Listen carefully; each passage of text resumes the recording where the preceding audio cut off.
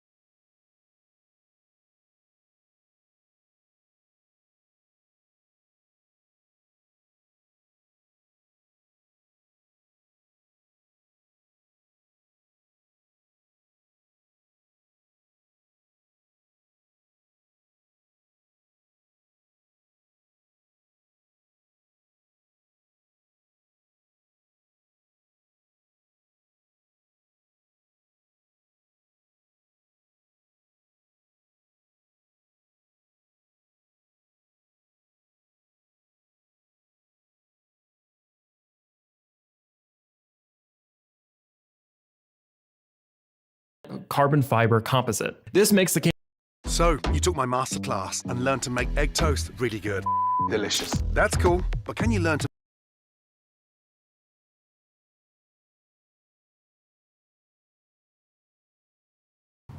Ok, chúng ta sẽ bắt đầu chứ nhỉ. Cái điện thoại trên kia hơi lắc ha. Ok, mình sẽ thiết lập một cái màn hình để share luôn cái mình đang xem.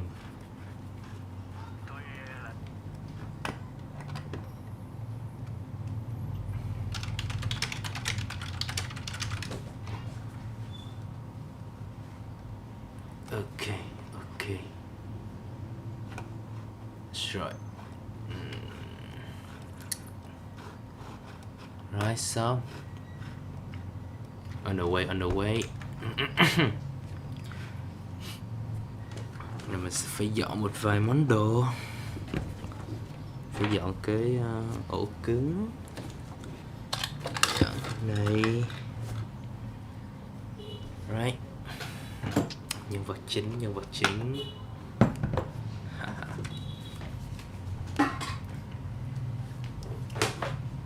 Ok. Cần ghi chú cái gì không nhỉ? Chắc cũng phải cần ghi chú mấy cái thông số đúng không? Okay. Rồi. Đây là con máy. Wow, hết pin hả?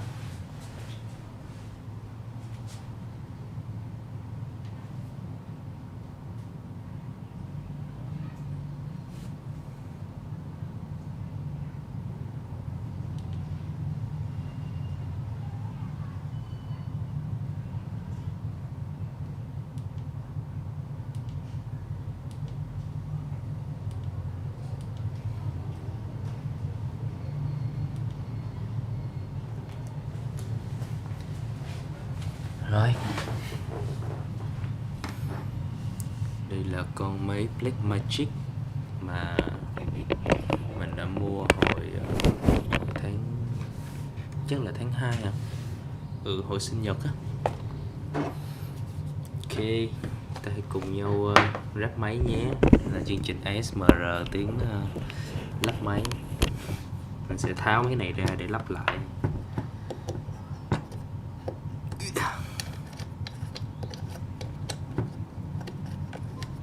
Nghe tiếng nó làm sao, để đeo tai nghe vô nghe thử cái tiếng ráp máy có đã không.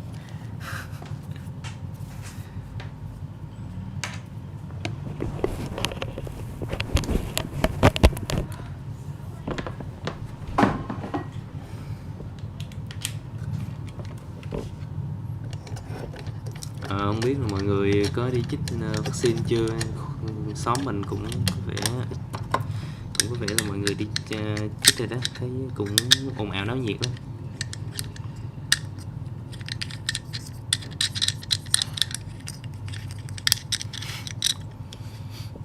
Ok, mình sẽ zoom cận một xí ha, để mọi người nhìn rõ hơn cái máy.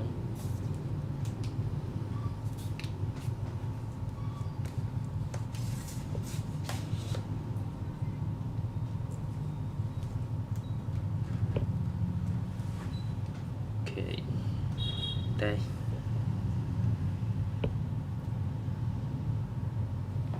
Thì mấy hôm nay mình học với làm việc nhiều rồi. Hôm nay mình sẽ thư giãn bằng cách lôi máy này ra để ráp. Sẵn cũng tâm sự với mọi người câu chuyện này chuyện kia nếu có. Ok. Rồi, thì mình sẽ phải tháo ra hết để mình coi từ đầu luôn. Rồi, mình tháo hết rồi đó. Bây giờ chỉ có cái máy thôi nè. Phải tháo lên luôn, tại vì ra là nó, mọi người có nghe tiếng không? Tiếng kim loại. Thì thật ra là mình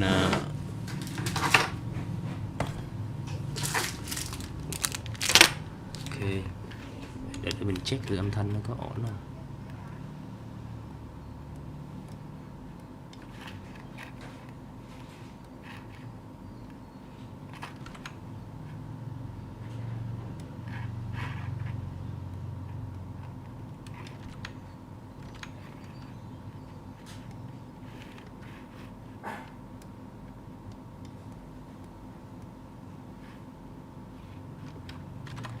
âm thanh cũng không lớn lắm ha. Thì mình để lớn xí ha. Ok. Tiếng gì chắc được nè, tiếng gì chắc đủ lớn nè.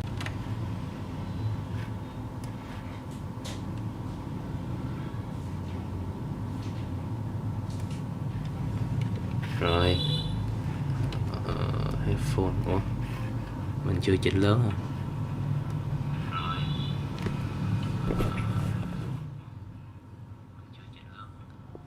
Ok. Rồi. 1, 2, 3, 4, 5, 6. Ok, tiếng chắc đủ nè. Rồi. Thì ở đây mình có Blackmagic 4K Blackmagic Pocket Cinema 4K với một cái lens Laowa 9mm. Mình không biết là mình bỏ tủ chống ẩm này nha, nhưng mà nó vẫn có bụi, không biết là bụi đâu, chắc là bụi trong tủ quá. Có tí bụi nè, không biết là bụi này như thế nào. Rồi vì cái lens này lúc bán thì người ta không có cái nắp, nên là người ta có tặng cho mình một cái filter. Sau đó thì mình cũng không có xài, thì mình sẽ dùng cái cách là mình dùng một cái mọi người nghe tiếng mở đồ của ASMR không? Một cái step ring ha. Ủa sao cái step ring này có cái gì đây? À, cái step ring này nó có cái filter cũ nè. Ok, gắn luôn ha. Đó là thấy có cái filter nè. Đây. Gắn luôn.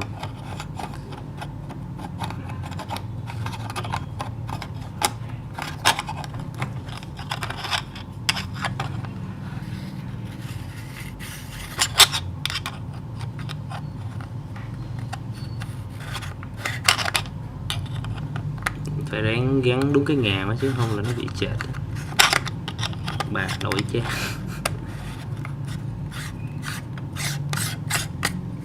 Ok, rồi, đẹp. Cute for my wear. Rồi mình sẽ có thêm một cái này là gì quên rồi ta? ND filter hả? Mình không nhớ là ND filter đúng không? Đúng rồi, nó là ND filter. Đây, ND filter. Các bạn có thể thấy đây, khi mình xoay thì nó tối lại nè. Đó. Sáng tối. Ok. Rồi gắn vô.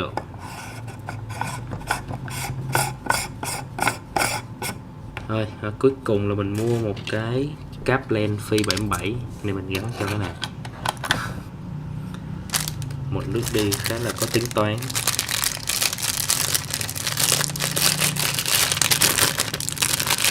Không biết tại sao có mấy người ngồi nghe tiếng này ngủ được, nghe khó chịu cũng chết. Rồi là có máy, là có len này các bạn thấy không? Giờ người ta sẽ gắn pin ha. Mình sẽ lấy pin. Lau mắt kiến cái.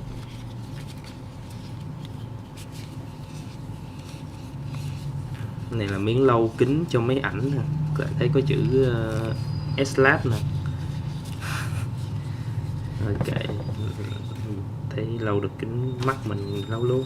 Dù kính mình cũng kính Kodak mà. Rồi sáng rõ quá. Rồi giờ mình sẽ để cái máy qua một bên ha. Để máy qua một bên. Ok, chúng ta sẽ đến cái hộp đựng pin. Yeah boy. Trong này là mình có mấy cái cọng dây sạc cho mấy cục pin. Rồi cái này là cái cáp của cái body á. Rồi 2 cục pin. Cục này nãy còn full mà chơi sao cái nó hết full. Pin này nó hơi đù một xí nha, là thay vì nó chạy từ F xuống E, nó chạy ngược từ E xuống F. Mọi người thấy không? Ok. Tiếng động. Ôi quên, phải gắn cái đế pin vô. Tí quên cái đế pin. Thật ra mình cũng ngại xài cái đế pin Tilta ở chỗ là nó nằm ở trên mấy cái nút function á, lúc mình bấm cũng hơi khó. Mọi người thấy không, cái nút ba cái nút function nằm ở đây nè.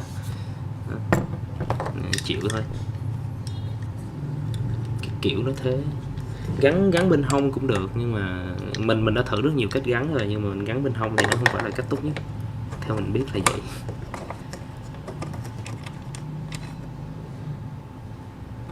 Rồi, ok.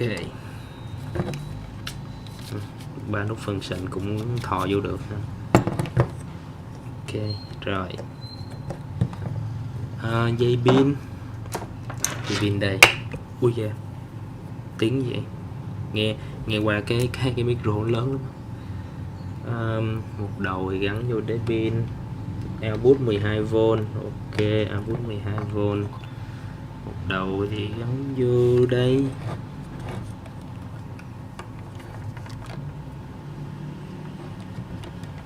Ok, gắn vô đây. Nào trên nào dưới ta? Cái này trên rồi.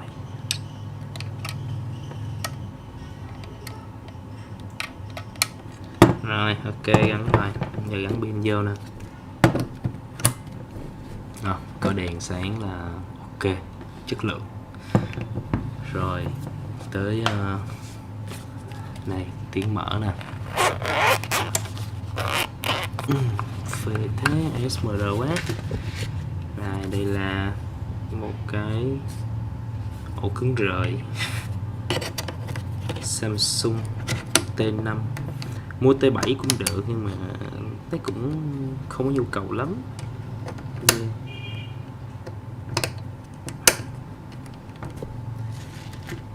Kiểu mua cho sang thì mua. Rồi, các bạn thấy không, cái dây này mà cái lúc từ lúc mình mua cái ổ cứng tới giờ cái dây nó vẫn còn cái nếp luôn nè, nó chưa có thay đổi luôn nè. Nó chưa có tròn, nó chưa có quấn tròn, nó chưa có cái gì hết á. Nó vẫn rất là theo nếp. Đo coi nếu mà đi từ đây xuống thì dài không. Check kiểu gì cũng sẽ phải mua cái cọng dây nó khác hơn, tại vì cắm này lòi đằng trước nhìn rất là xấu. Đây, tự nhiên cắm nó xong cái nó đi tuốt đằng trước như vậy. Mọi người có thể thấy nó đi đằng trước nhìn rất đồ. Xong rồi chắc để quấn 2-3 vòng gì đó ở đây.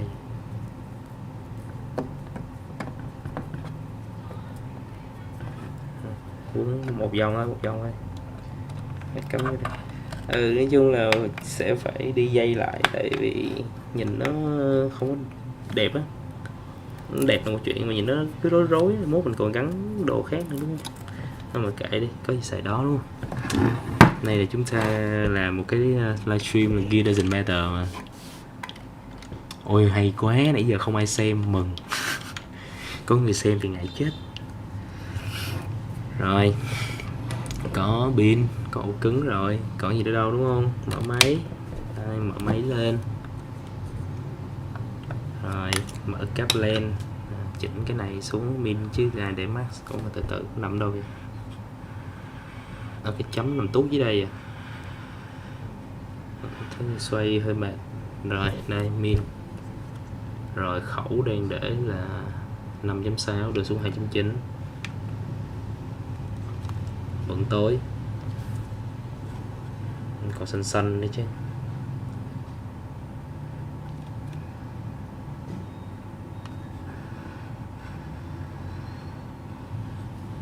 Rồi, khá sáng sủa, ISO. Rồi, đây là lúc mà chúng ta cần phải ngồi nghiên cứu lại coi là mấy cái này là cái gì và tại sao nhìn nó xấu như vậy. Cái cọc dây pin này hơi lủng củng không? Đó, nhìn nó hơi đụt, màu không có tươi lắm. Nói chung là mọi thứ nhìn không có tươi tắn như của Nikon, nhầm lộn, như của Sony, Canon. Canon, trời, Canon nhìn live view đúng đẹp luôn. Rồi, để gắn cái này. Rồi cái này mắc cười lắm nha mọi người. Đây, không biết mọi người thấy không? Đây, tôi zoom cho mọi người coi. Cái này á, thực ra là trên cùng Blackmagic á, là tôi đã có thể gắn trực tiếp vô đây luôn, không? Ở cái ngàm ngoại của Blackmagic là có rồi. Tại vì cái ngàm của cái grid á là nó đã hỗ trợ cái chuyện đó rồi, nhưng mà tôi vẫn ngựa bà tôi gắn cái cục này vô. Tại vì tôi có thể gắn nó ở bên đây, thì lúc mà tôi gắn cái tay cầm thì nó sẽ nằm ở đây vậy nè, nó sẽ nằm ngang vậy nè. Nhìn chắc là cho mấy bạn nào quay kiểu quay từ từ, ở bên đây nó cũng có cái chỗ gắn luôn. Rồi ok, vậy là về cơ bản là cái miếng này của tôi nó dư, cái miếng NATO này dư thì chắc phải gắn bên phải ha. Gắn bên phải cũng hợp lý đúng không? Gắn bên phải mình sẽ có cầm cái tay, nhưng mà bên phải mình đã có cái đồ cầm tay rồi, nên là gắn vô cái bên phải nữa thì nó không được là một lựa chọn thông minh lắm. Rồi, thì bây giờ nó nằm trên đây thì mình cứ gắn lên đây. Ok, ngàm NATO nhanh gọn, xoay. Rồi đó, mời thấy không, cầm lên luôn, cái là chắc kèo. Đó, đúng ra là từ đây gỡ ra luôn á, nhưng mà nó không cho. Rồi nha, nè, đưa vô tới nơi, xoay một tay, chắc kèo, rồi cầm lên, fresh. Ok, rồi giờ cái phần quan trọng ngày hôm nay nè. Hôm nay làm gì? Hôm nay chúng ta sẽ có một cái clip dài 2 tiếng nói về cách sử dụng con Blackmagic. Ok, giờ chúng ta sẽ cùng nhau xem cái clip dài 2 tiếng về cách sử dụng Blackmagic nhé. Để mình coi cốc. Where's the cốc nha. Rồi mình sẽ để nó ở đây để mọi người có thể xem với mình.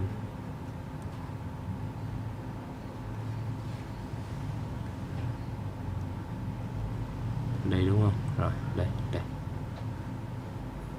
ở đây đi. Ok, đây. Nhìn cũng đẹp ấy chứ. Rồi, To make egg toast, gnocchi, and then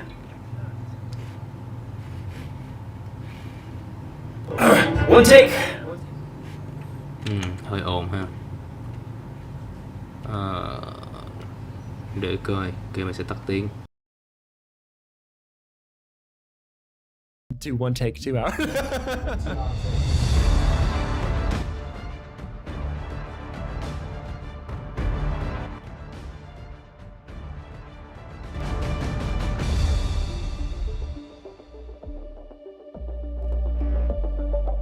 As just about every person who gets a new piece of equipment finds out pretty quickly, tech is confusing, almost to maddening levels. Figuring out the ins and outs of a new device can make you feel like you're an unsuspecting victim trying to figure out the Rubik's Cube blindfolded. There is no exception to this when it comes to the Blackmagic Pocket Cinema camera. With so many buttons, toggles, settings, and ports, it can be hard to figure out how many of the functions your device may have, especially for new or inexperienced users. Today, I'll be going over all the settings, buttons, and operations on the Pocket 4K. This will essentially be my own condensed version of an online manual, specifically for the 4K version. So if you've been looking for a quick video reference guide for the overall operation of your camera, or you're studying up to figure out if the Pocket 4K is the right camera for you, then today is your lucky day. I've broken all of these sections into chapters that you can find the timestamps for in the description, as well as additional resources and other videos that will go into further detail. Feel free to skip around in the video if you need to jump ahead or if you need to go back and review. And now it's time to sit back, get a cup of coffee, and get ready for an incredibly in-depth look at the Pocket 4K camera. We're going to be here for a while. So, you took my masterclass and learned.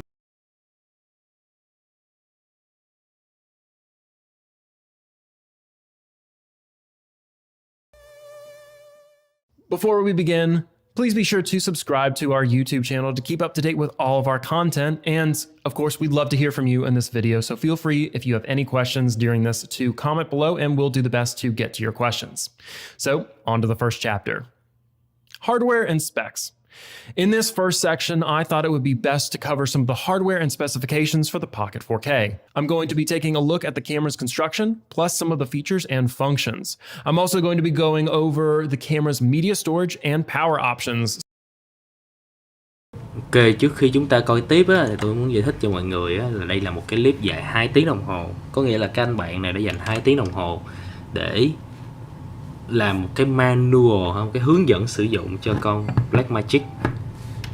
Và anh ta còn để time code, nghĩa là bạn hiểu, tưởng tượng là nếu như mà là gì ta, đọc hết cái cuốn hướng dẫn sử dụng thì tôi nghĩ chắc cũng sẽ tốn 2 tiếng á. Nhưng mà anh này ảnh đã ngồi soạn lại cái đó, anh đã quay lại hướng dẫn sử dụng, và thậm chí là ảnh còn chia nó rất là rõ ràng. Các bạn thể thấy ở đây đó, thấy không, chia rất là rõ ràng luôn. Nói chung là respect ha, respect cho anh này là anh Frame Voyager. Ok, hy vọng mọi người sẽ ủng hộ ảnh. So let's quickly jump in. Build and ergonomics. Starting in the most obvious place, let's take a look at the build of the camera. Included in the box at purchase are the camera, a lens dust cap, a camera strap, a 30-watt power. Ok, mình không có cái cọng dây đó, mình không có cọng dây strap đó. Lúc mình mua thì không có cọng dây gắn với camera, mình chỉ có Power supply along with a locking connector and international adapters. ok, mình có tất cả những cái này ngoại trừ cọng dây. An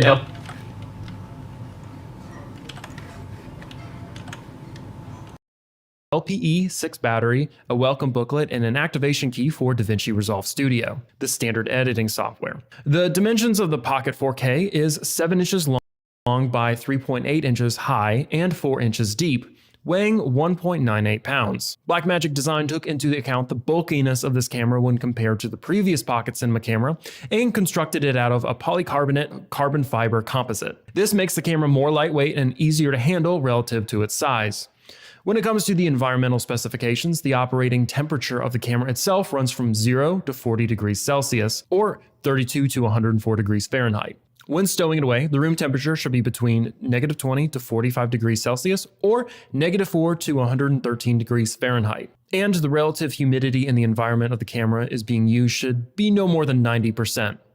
And as we've seen many times on Facebook and other social media accounts, there are a lot of users that have problems with mold growing inside the IR cut filter and sensor, and that's something we'll get to later on. When it comes to ergonomics, Blackmagic added a hand grip, which is located on the right-hand side of the camera. If you're looking at the touchscreen, something that was unavailable on the old Blackmagic Pocket Cinema camera, this helps you with holding the camera one-handed if that's a need of yours, plus immediate access to the record and still buttons. The grip is also covered in buttons that give immediate access to a lot of standard settings and functions, and we'll be getting more into detail about those later. If you're more of a two-handed camera person and find yourself needing more places to hold the camera, Blackmagic does sell a battery grip separately, which functions pretty much as it sounds, as an additional battery power supply and more gripping space.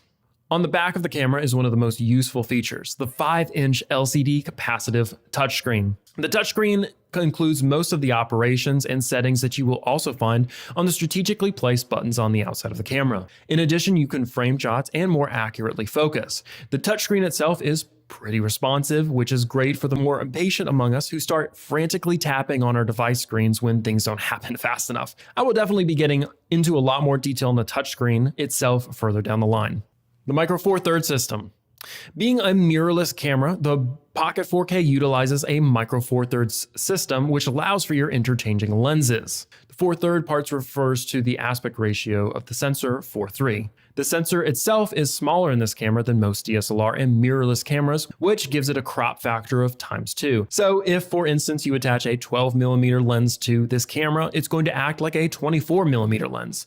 And like any aspect of tech, there are advantages and disadvantages to the Micro Four Thirds system. And let's list them off quickly for you. The advantages for these systems is the lenses you will be using are going to be half the size of the standard lenses you use, so your setup will be smaller and lighter. And the crop factor means longer focal length, which means you won't have to buy massive lenses to get a longer focal distance. So if you wanted to film something farther away and you didn't want to have to buy a 400mm lens to get it, you could actually buy a 200mm lens, which would act as a 400mm lens. So it's something to think about when buying this camera. With how the sensor is designed, the diameter of the lens mount actually can exceed the size of the sensor, and this leads to something interesting, what is called telecentric optical path. Put more simply, the light hitting the sensor now comes at a more perpendicular angle, leading to sharper and clearer images in the corners of your footage, which is an advantage over DSLR and full-frame sensors. Now let's get to the disadvantages. You need to plan to focus as much as needed because this sensor can lead to bad autofocus. Sensitivity also goes down in low light, leading to poor performance in darker shots, though there are some ways around that and we'll get to that later on in this video. Doubled aperture, which leads to less depth of field and less bokeh in your footage. So if you have a lens with a set aperture of f2, this means you'll actually have an aperture at f4.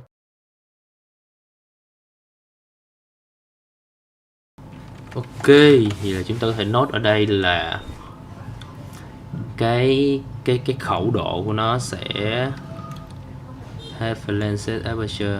Ok, từ từ. Double aperture with little depth of field. Nghĩa là cái khẩu của mình nó sẽ được gấp đôi lên ha. Không biết tại vì sao như vậy. Mình không phải là dân kỹ thuật, mà không biết là tại sao nó lại gấp đôi khẩu lên. Nhưng mà giờ chúng ta chỉ cần biết là khi chúng ta gắn một cái khẩu, chẳng hạn như cái này của mình đi, đang là khẩu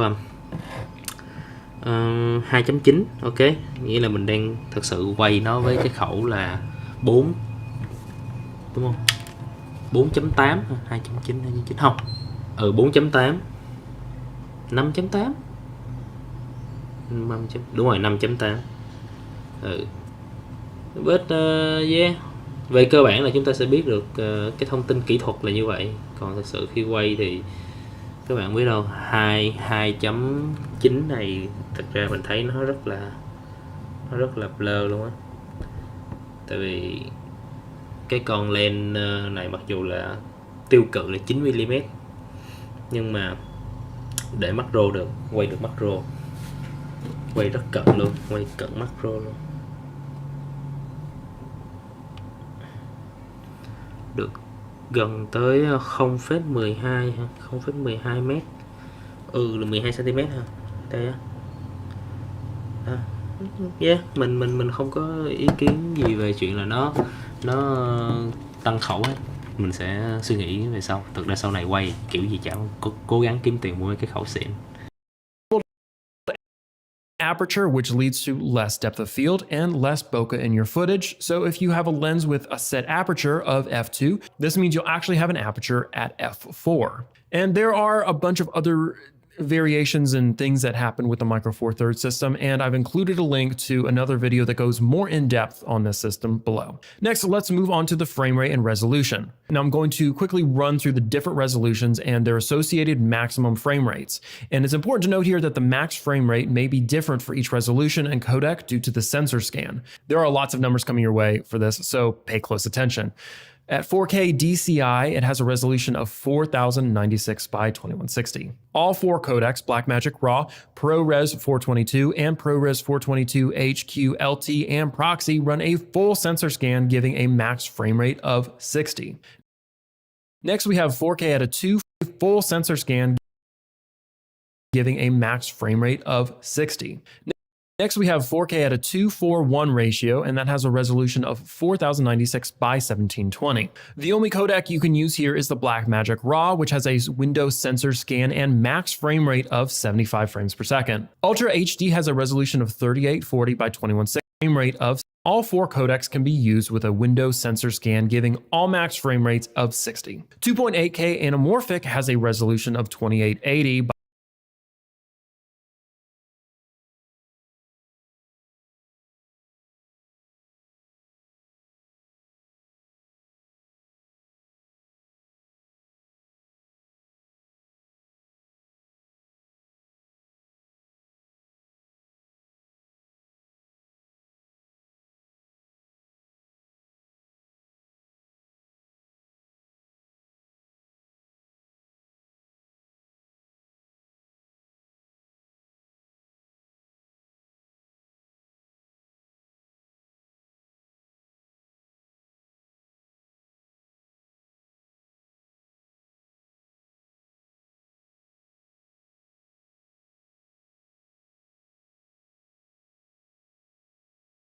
by 2160. The only codec that can be used is the Blackmagic RAW with a Windows sensor scan, and the max frame rate for this is 80 frames per second. Next, 2.6K at a 16:9 ratio has a resolution of 2688 by 1512, and once again you can only use Blackmagic RAW here with a Windows sensor scan. The max frame rate is 120, and this is the only one optimized for use with super 16mm lenses and high frame rates. Now we're going to move on to HD. The trickiest of them all has a resolution of 1920 by 1080. The only time you can use any of the codecs is with the Windows sensor scan, giving a max frame rate of 1080. Now we're the only one optimized for use with super 16mm lenses and high frame rates.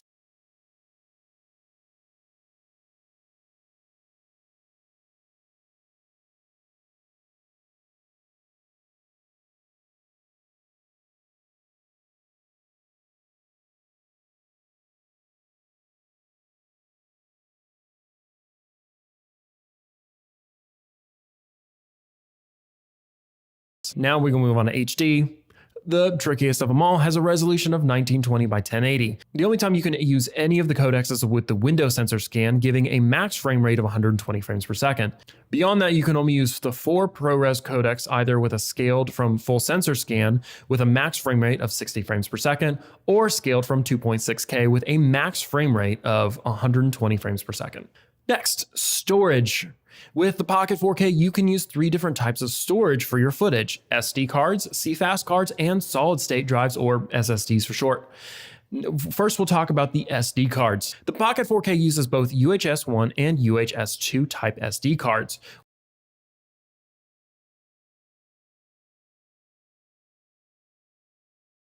Ok, là chúng ta biết là có 2 loại thẻ nhớ có thể sử dụng. Right. Là UHS1 và UHS2. Ok.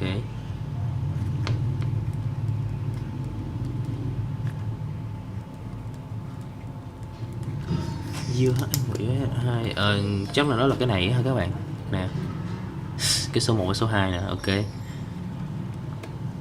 While USH1 allows for storing all compressed video formats in HD, the UHS2 allows you to record Blackmagic RAW as well as Ultra HD content in ProRes. The trade-off here is that UH2 SD cards can be a bit more expensive than UHS1. The SD format is probably the most common of the ones that you can use and definitely the most affordable. If you're recording for long durations and or don't require high resolution files, then these may work best. They're also very handy for storing and loading LUTs and presets. Blackmagic suggests that if you're shooting in 4K DCI or Ultra HD to use the UHS2 cards and use the UHS1 cards for all other HD purposes. Speed matters here, so the faster the speeds on the card, the better. A very important thing to note here is that if you're looking for high resolutions and high frame rates while recording with high bit rates, SD cards really might not be the best choice for storage, since the speeds and capacities that are available here are not right for those situations. CFast. This storage style comes standard for the Pocket 4K as well. The CFast 2.0 cards can support higher data rates, making them great for recording 4K and HD with high frame rates. A bunch of functionality of CFast cards is pretty similar to SD cards, so there's a small learning curve there. There is one major thing to remark on here, that's to carefully check out the specs of the CFast card you're purchasing or thinking of using if you're planning on working with high data rate videos. The reason behind this is when it comes to CFast cards, they can have varying read and write speeds. And one thing to note here is that CFast cards tend to be fairly expensive, and unless you actually have a library of CFast cards already, it may be better to use alternative forms of storage, at least in my opinion. And now for the last form of storage, which is SSD. In the manual for the Pocket 4K, the section that talks about using these is titled USB-C flash disks. Now, don't get hung up on that thought because it is definitely talking about solid-state drives here. These are external drives that use flash memory. Because they are larger than the card-style storage, they have to be mounted on the outside of the camera and connected via the USB-C port on the left side of your camera. I personally prefer the Samsung T5 version, although at the time of recording, that particular model has been discontinued, but you can still find it many places in stock on Best Buy and on Amazon, and a lot of times it's discounted. Regardless of the fact that there are plenty of these out there for purchase through legitimate avenues, so again, if you can get your hands on one, it's well worth it. If your search brings you beyond that model and there are others that work with this camera out there, keep in mind that not every SSD card on the market will work with the Pocket 4K. Blackmagic does keep an up-to-date list of which ones are most compatible, and you can find that at www.blackmagicdesign.com support, which I've included in the description. When it comes to formatting solid-state drives, there's really no difference than there is with the internal cards. You just need to make sure that you have formatted it to either OS X Extended or exFAT, depending on whether you're using Mac or PC, respectively. And that's about the section for storage. And if you're wanting to find more information and go more in depth on this topic, again, we've included links below under this chapter in the description. Number 4, preparing media. Using all 3 styles of storage isn't quite as simple as plug and play, but the formatting topic, again, we've included links below storage and under this chapter in the description. Number 4, preparing media. Using all 3 styles of storage isn't quite as simple as plug and play, but the formatting process is extremely easy and can be done right on the camera itself. I'm going to run through the process for you step by step. The first thing you're going to do is insert or mount your storage accordingly. If you went with either SD or a CFast, there are 2 individual ports for each style behind the door in the hand grip on the right side of the camera. If you went with the solid state drive, then you will be connecting that to the USB-C port on the left side of the camera, and then mounting the SSD to the top of the camera or however you've built your rig out. Looking at your touchscreen, tap the storage indicator that shows up at the bottom of the screen to enter the storage manager.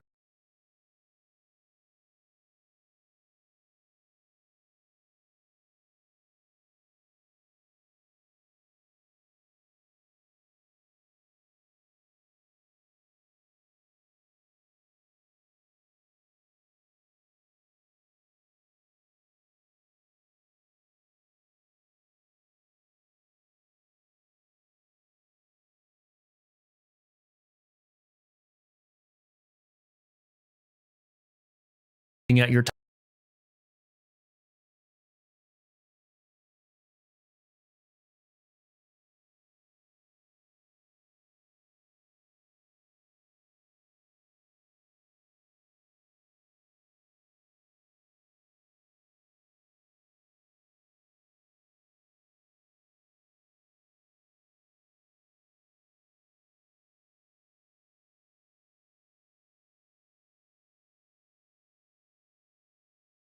touchscreen, tap the storage indicator that shows up at the bottom of the screen to enter the storage manager. Depending on your storage style, you will see Format CFast card, Format SD card, or Format drive.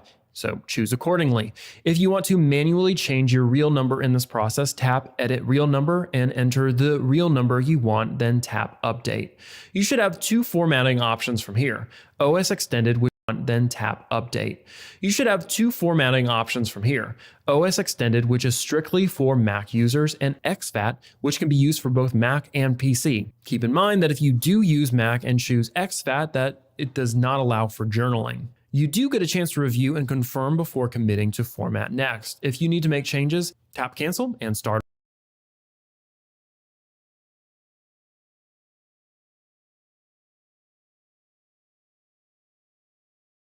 over. Otherwise, you can continue from there and hold down the format button for 3 seconds. This is where you will find out if your formatting was successful or not.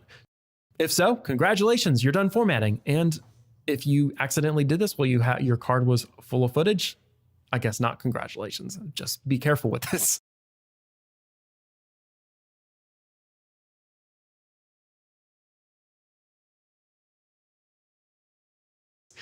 I had a situation once where I was out filming on a beach that was raining, and some water got on the camera and got into the settings and brought it to the format section, and I had to shut the camera off or else I was going to lose all my data that I had collected for the past couple of days. So be careful. On to the next section. Inputs and outputs. As I'm sure you've noticed, the Pocket 4K has a bunch of slots and ports for various media and equipment connections. Some you will use constantly, some you may never use at all. As with all things, of course, it depends on what you're using your camera for. Let's first talk about the HDMI port. The Pocket 4K has a full-size HDMI port that supports 10-bit 422 1080p HD video.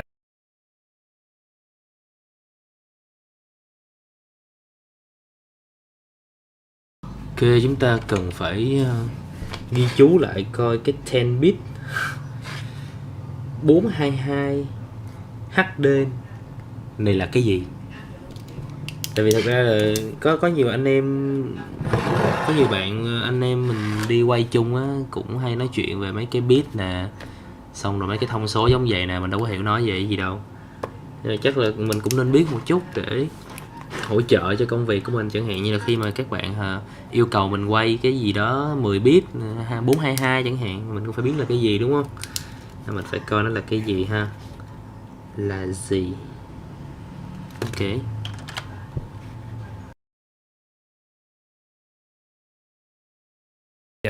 It also has support for HDR and 2 channels of embedded audio. The most common thing that people use the HDMI port for is to connect to an external monitor. You can use the touchscreen as your monitor, but the screen already has so many functions going on, most users don't like using it that way anyways. Another pretty common use is to attach an ATEM mini switcher. This gives you more remote functionality when it comes to recording and settings adjustment. I'd be remiss to not include some information here regarding a common problem that users have experienced with this port, and that's HDMI burnout. This is pretty much exactly as it sounds. The HDMI port on the camera can literally burn out.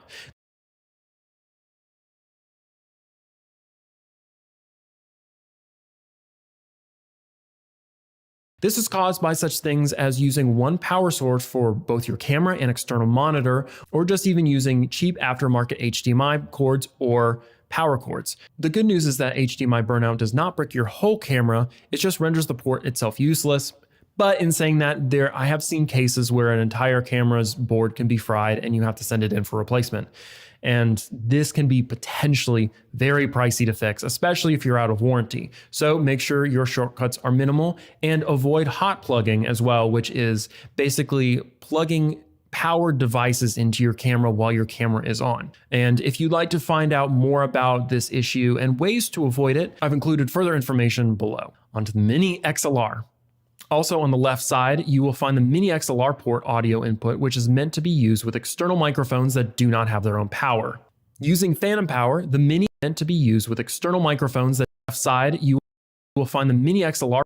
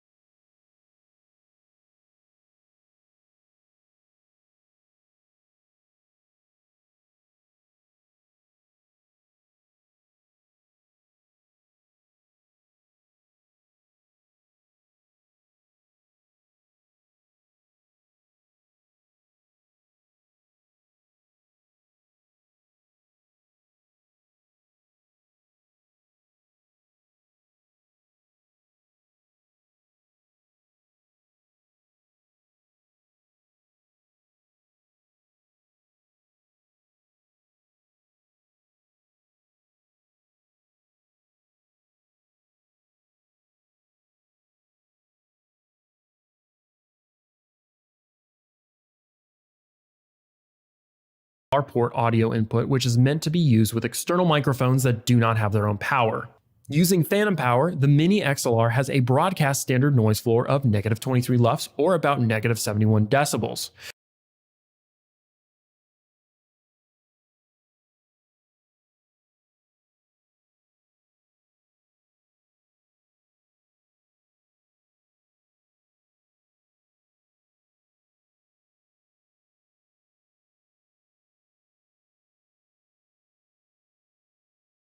While choosing your mic and cords, be sure to pay attention to your connectors. A standard XLR has a much larger circumference than the input on the camera itself, so a high quality adapter may be required. Shotgun or boom mics, such as those made by Rode, tend to be the best in this situation. Avoid more dynamic mics here because those are harder to get a clean signal out of. A major limitation with using the Mini XLR is that it works best for a single microphone setup. You can absolutely connect an adapter that will allow for 2 XLR mics, but for best sound quality, typically 2 separate inputs are recommended. Next, we have the 3.5mm. This is a great secondary option for connecting microphones to your camera. The downside is that this input does not run phantom power, so whichever microphone you choose to use for this needs to have its own power supply, wired or wireless. Lots of users like this input for microphones such as wireless lavaliers or lapel mics. This input is not only for audio though. This is where you can also set up your timecode, aka the timing that synchronizes your devices across the spectrum, including the devices that you do your own editing on. Timecode is pretty important when it comes to making sure your audio and video sync up correctly. It's also necessary for keeping notes while shooting, so you can match up the note to the correct time in the footage. The timecode is actually done directly through the 3.5mm input via a method known as JamSync, where you plug your timecode generator into this input and automatically sync all of your interconnected devices to the same timecode. And we have a video on this and a couple other resources that you can find in the description below on how to use timecode with this camera. Number 4, the headphone jack. This is the input used to monitor your audio during recording and playback. Pretty standard and self-explanatory. You can use pretty much any headphones that you're most comfortable with. Just make sure that they're stereo headphones. I'll note here that since the 3.5mm size is standard for this type of input, make sure to plug your headphones into the appropriate input, which of course is not the one with the picture of the microphone, it's the one with the headphones. And while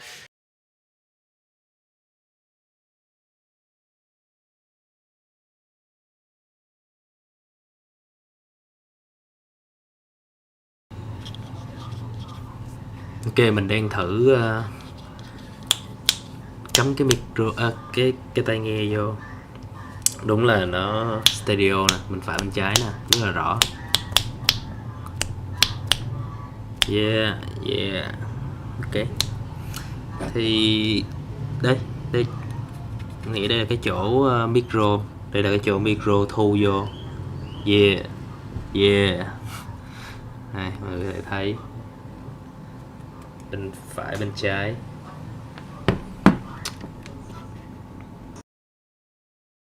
It feels like I shouldn't have to point that out. The 2 separate 3.5mm inputs are right next to each other, so it can be kind of hard to see and pretty easy to plug into the wrong one if you're not fully paying attention. Number 5, the internal microphone. The Pocket 4K does include a built-in stereo microphone, which are located on both sides of the lens. Being that these mics are part of the camera assembly, no one would get mad at the suggestion that the quality isn't great. But surprisingly enough here, the quality is not terrible. It's not as good, obviously, as the external microphones that you can attach to this camera, but it's still serviceable, and you can use it really for scratch audio if you need it. I think I can go out on a limb here and say that the camera's built-in mics are good for running, again, draft or scratch shoots, or as backup to your external mics, but I would still have other backup mics before I would choose to use this. Number 6, power inputs. This one is pretty much also self-explanatory as what the input is for, providing power to your camera. Using the DC input, you can fully power the camera and trickle charge your battery simultaneously. Due to how complex some of your rigs may be and the not so great battery life of the internal battery, it's entirely possible that you will need to get or create custom power devices and setups. This is something that you should do with extreme caution as to not irreparably harm your camera. Again, talking about hot plugging. Don't plug powered things like V-mount batteries into this camera while your camera's on. It's just a good practice to have it off so it doesn't send a surge into your camera. Let's take a look at some numbers and recommendations so that way you can be certain you're using appropriate cords and equipment to match the camera's power specs. The battery input is rated from 6.2 volts to 10 volts max. The DC input is rated from 10.8 volts to 20 volts max. And while in standby and not actively charging the battery, the camera requires 16 watts. While actively charging the battery, the camera requires 30 watts. When you're powering on your camera with a custom power source, Blackmagic recommends that you remove the battery first. And when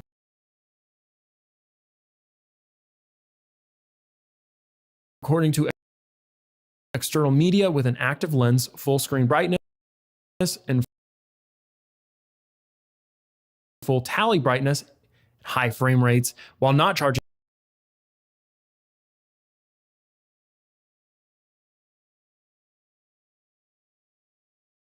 the battery, Blackmagic specifically states that 22 watts is required for the Pocket 4K.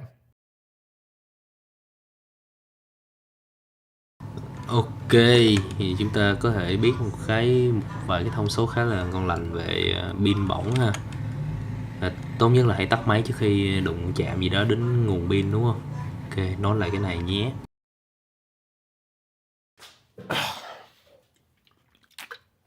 Okay, USB-C. As I talked about before in the section about storage, the main duty of the USB-C port is for connecting an external solid-state drive. There are a couple of additional uses for this input that are easy to overlook but can be very useful. One of these cool sub-uses is while your camera is powered off, you can actually use this input to recharge the battery from an external power source such as a battery pack. More important than that, though, is that your input is used to update your camera software when required. So just connect your camera to your computer via your computer via the USB-C input and run your camera's update application. Number 8, internal batteries. The Pocket 4K's internal battery is a Canon LPE6 and as briefly mentioned before in the power input section, it's not the greatest. It's actually completely awful and they probably shouldn't even use this battery for this camera, but that's besides the point and they fixed that in later versions. But as far as the battery life is concerned, in my personal experience, this battery life, it sits around 20 minutes, maybe. I have had it several times where it's fully charged and it dies within 10 minutes. It really depends on how much stuff you're powering through it and what settings you're using in your cameras. And I've seen some people out there that have been able to squeeze up to 40 minutes out of the camera.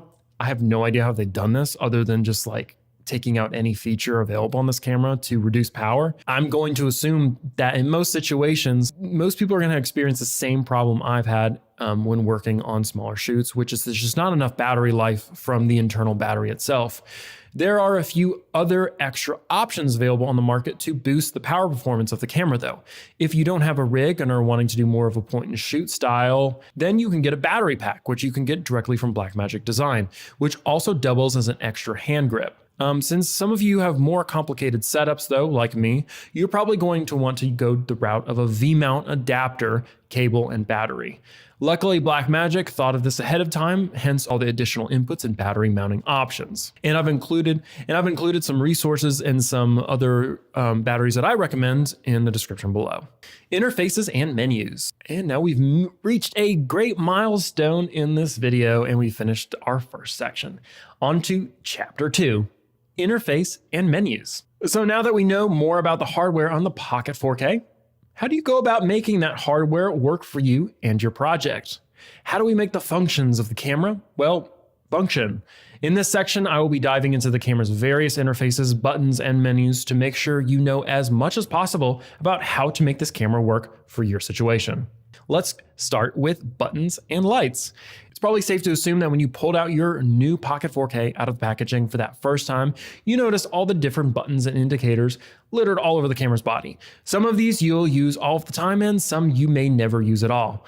But with all of these options, finding the one you need may be daunting. I'm going to quickly go over where each button and light is located to make this process easier for you. Starting off, there are 2 different external record buttons. One at the top of the hand grip, where you would normally find it on any handheld camera this shape, and the other to the upper left of the lens if you're facing the front of the camera. Next to the standard record is where you will also find the still button, with the manual setting wheel located directly under those. Also on the front of the camera is the tally or record indicator on the opposite side of the lens from the secondary record button. Moving to the top of the camera, you will find all in a row on the hand grip the ISO, shutter, and white balance options. Closer to the center top is where you will find the power switch, with the battery status LED to the immediate right of that. Continuing in that same direction, you will find the function buttons, which have different uses depending on how you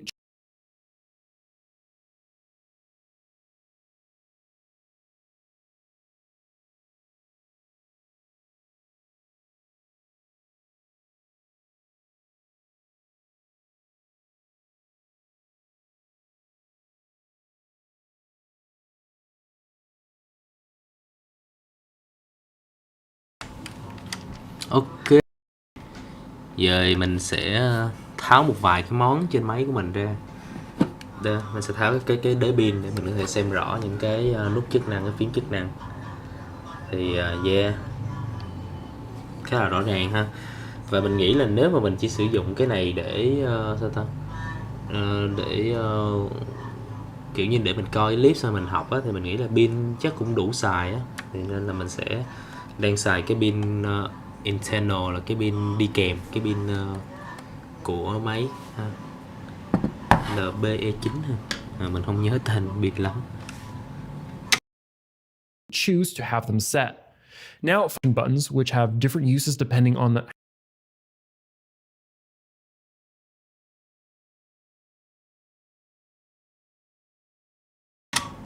Phím function 1 đó là fill color.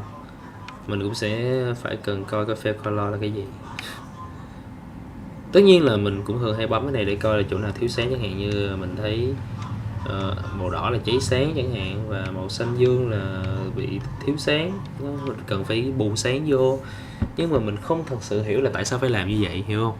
Có nghĩa là mình không muốn nó chỉ là một cái trick, giống như kiểu là mình biết nó là như thế nhưng mà mình không hiểu tại sao nó như thế. Hồi xưa mình học học hóa, học hóa hay học lý gì đó mình không nhớ.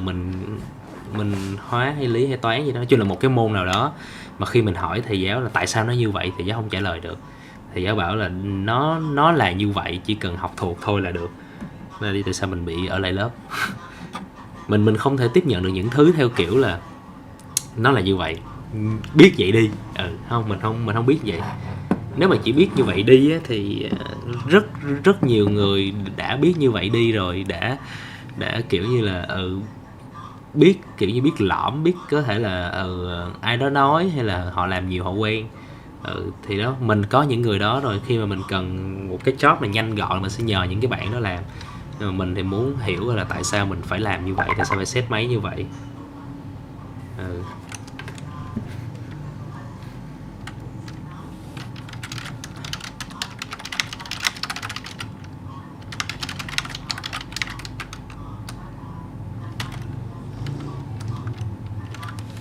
Ok, nên là sẽ phải coi ha, sẽ phải coi lại coi Fails Color là cái gì.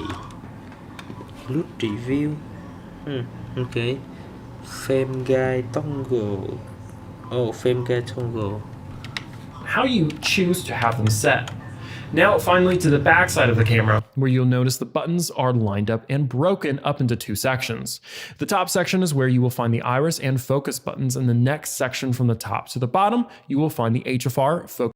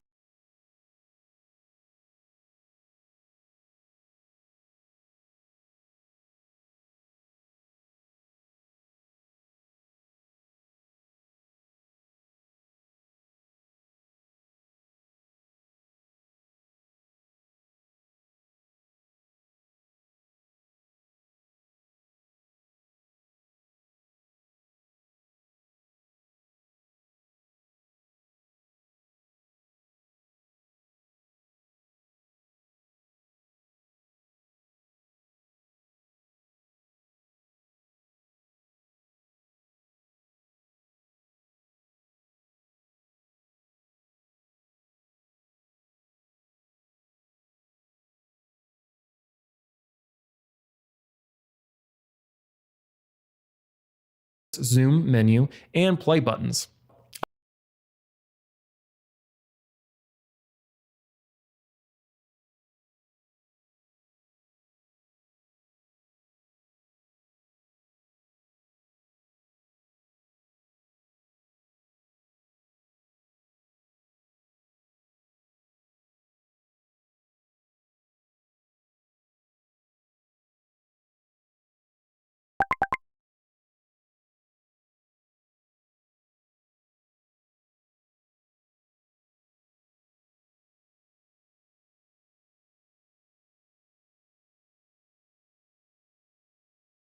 I know I went over all of that very quickly, so if you missed anything, don't hesitate to rewind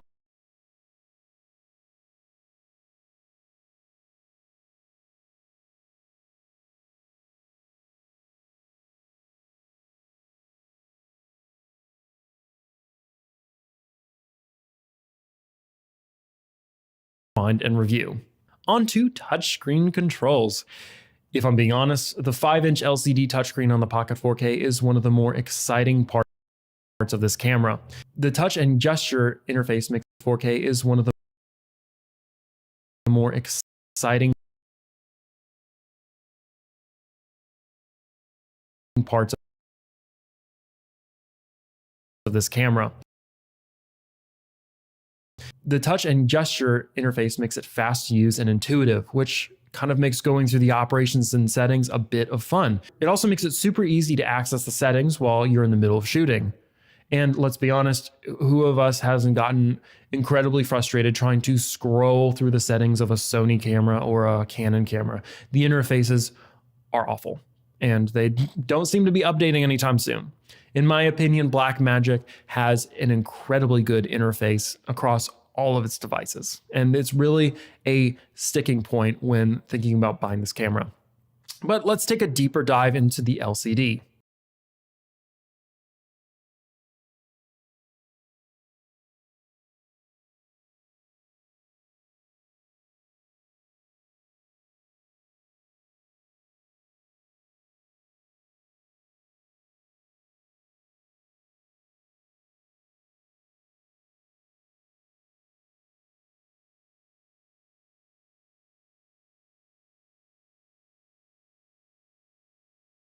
Let's talk about first the LCD monitor options.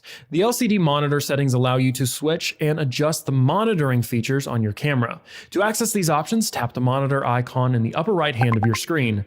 After you do that, you will get a bar at the bottom of the screen with 6 different icons, all of which represent different LCD monitor options. In order from left to right, you have zebra, focus assist, frame guides, grids, safe area guides, and false color.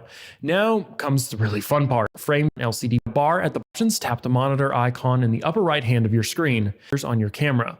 To access these options, tap the monitor icon in the upper right hand of your screen. After you do that, you will get a bar at the bottom of the screen with 6 different icons, all of which represent different LCD monitor options. In order from left to right, you have zebra, focus assist, frame guides, grids, safe area guides, and false color.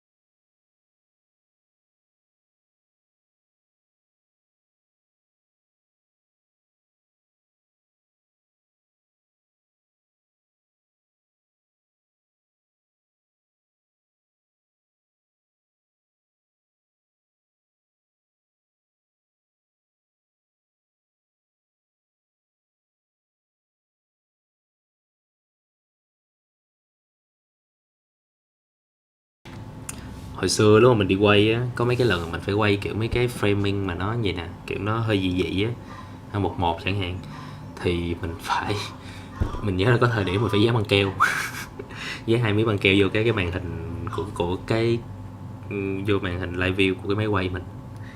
Yeah, nhưng mà cái này thì khá là ok ha, mình không có cần phải dán màn hình nữa, 4 5 nè, chung là rất là ok.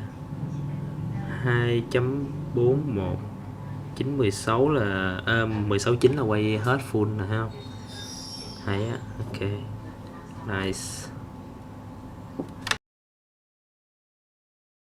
Now comes the really fun part, going over what each of these are and what they can do for you.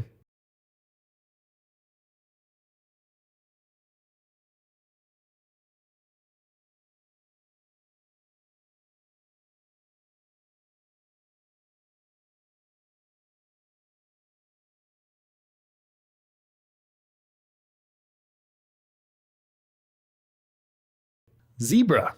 This setting purpose is to help with correct exposure. It does this by placing a striped pattern over the areas of an image that are over a threshold that you can set yourself. To access this feature, tap the first monitor option icon. Then just tap the toggle right under that zebra icon to turn it on and off. To the right of that toggle, you will see a slider. This is to set the exposure level that you want. Just move your finger back and forth on the slider to set this. Your exposure level can be set anywhere from 75% to 100% in 5% increments.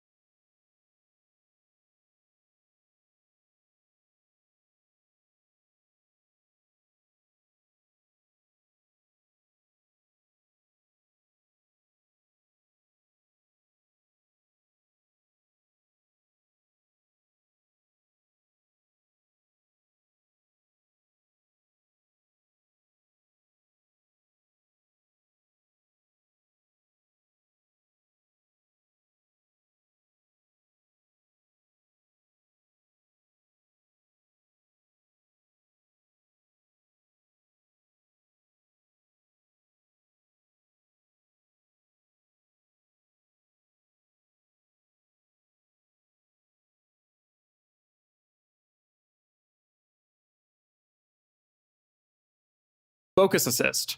Focus Assist has 3 separate settings: low, medium, and high. The level that you will need this set at will depend on what you're shooting. For example, when shooting people, you may have Focus Assist set to high to help smooth out the edges of their faces. Another great example is shooting foliage. Unless you're doing close-in shots of a single leaf, setting your Focus Assist to low will possibly work best. To use this, just tap the second icon and toggle to the on position. And honestly, this is a personal preference on how you would like your focus setup. In my opinion, I like mine set high, so I know I'm always hitting focus on what I want to. Another cinematographer friend of mine prefers to not even have it on at all, and he's able to rack focus exactly. So it really is depending on what you're comfortable with and what you want. This setting assists with setting the aspect ratio of your shoot by changing the appearance of the frame guides on your LCD monitor. This is the third icon, and once this is toggled on, you can choose the frame guide you need by dragging your finger on the slider left or right, much like how you choose a zebra setting. Since there are many more options for frame guides than other LCD monitor settings, I'm going to list them off and give a simple explanation to you as to what they are. 2 to 35 by 1 or 2.39 by 1 and 240 by 1 are broad widescreen aspect ratios mainly compatible with anamorphic or flat widescreen cinema. 2 to 1 is an aspect ratio slightly wider than 16 by 9, but less than 2 by 35 by 1. 1 by 85 by 1, which is a common flat widescreen aspect ratio wider than HDTV, 1 by 78 by 1, but not as wide as 239 by 1. 16 by 9 shows a 1 to 78 to 1 ratio that's compatible with 16 to 9 TVs and monitors. This is mainly used for HD broadcasting, online videos, and more recently Ultra HD broadcasting. 14 by 9 is mostly used by TV broadcasts so that this aspect ratio can display on both 16 by 9 and 4 by 3 televisions. 4 by 3 is the ratio most compatible for SD televisions and also helps frame while using 2x anamorphic adapters. 1:1 is the only perfect square aspect ratio that is popular now on social media. 4:5 is the only vertical aspect ratio and works best for portraits and smartphone viewing. And you also have a custom frame guide, which is pretty self-explanatory and is good for all of those other shots that don't work for standard aspect ratios included in this camera settings. Grids. These are overlays that assist with image composition. This is the fourth icon on the camera's LCD. When toggled on the LCD, it can show a rule of thirds grid, horizon, crosshairs, or a dot. In the third settings, the display shows a grid consisting of two perpendicular lines in each third of the image. Not only does this help you compose your shots, but thirds also help you maintain a consistent framing from shot to shot. When in horizon, the meter tells you whether your camera is rolled left or right and tilted up or down. This is useful for balancing the camera tilt while on a gimbal. It's also helpful to make sure that your shooting horizon is level while doing handheld shots. Crosshair has similar functionality to thirds in that it helps with shot composition and also helps if you need to center a subject in the frame. The difference between this and thirds is that crosshairs only have two lines that intersect in the middle of the screen. The dot helps you to center your shot on a subject much in the same way as crosshair. The main difference here is right in the name. Instead of two lines that intersect, a dot is placed in the center of the frame. Safe area guides. This is used to help frame your shots by keeping the most important parts of your shot inside of a safe area. This is best used for broadcast productions as it can keep you from having important items in your shot cropped out for television.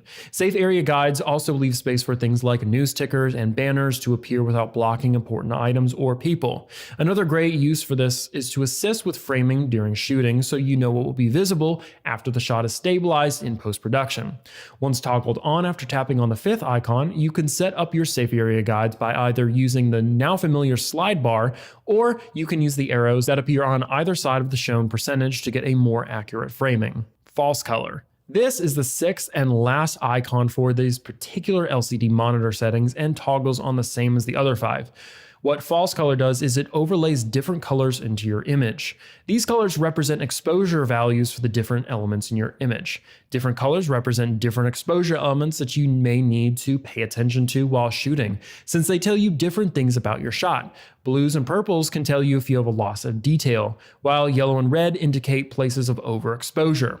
Gray, pink, and green show the areas where the exposure is the best. When using false color, it can look a little like you're shooting a Predator movie.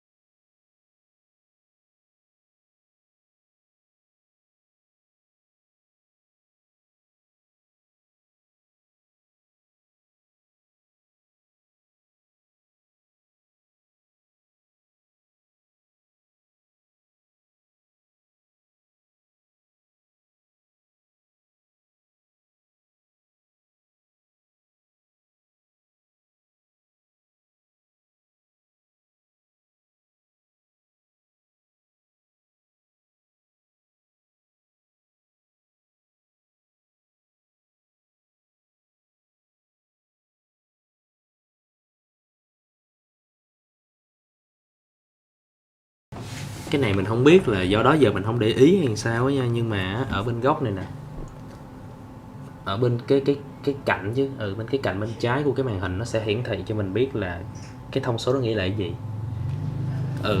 Khá là hay. Không biết là cái này là chắc là hồi đó giờ mình chỉ nhìn ở cái phần xanh xanh đỏ đỏ đây thôi, chứ còn mình không có nhìn xung quanh á.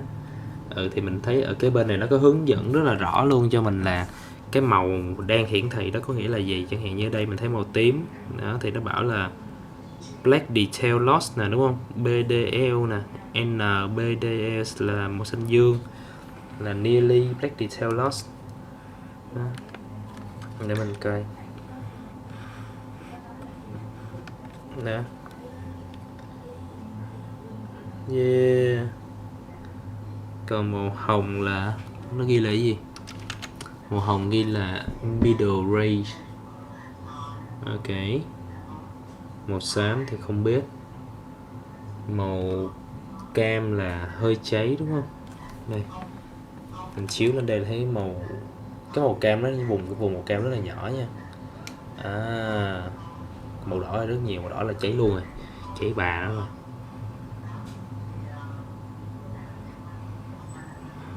Ok, khá hay, khá hay.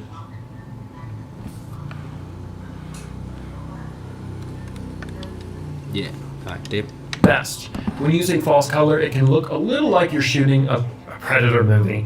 But don't freak out when you see this. This will not be baked into your footage. And if you're wanting to find out more about how false color works and how to use it to properly expose your shots while filming, you can check out the link we've provided in the description below. Ok, rất là tốt.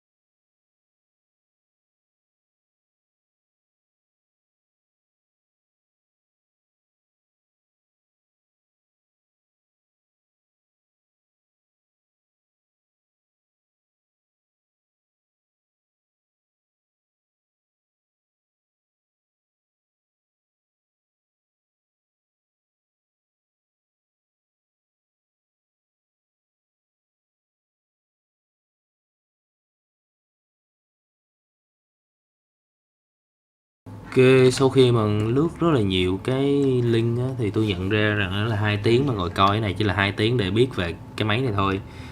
Và tôi sẽ cần rất nhiều giờ đồng hồ nữa để hiểu hết tất cả những cái liên quan tới cách sử dụng cái máy này. Yeah, rất là nhiều nha.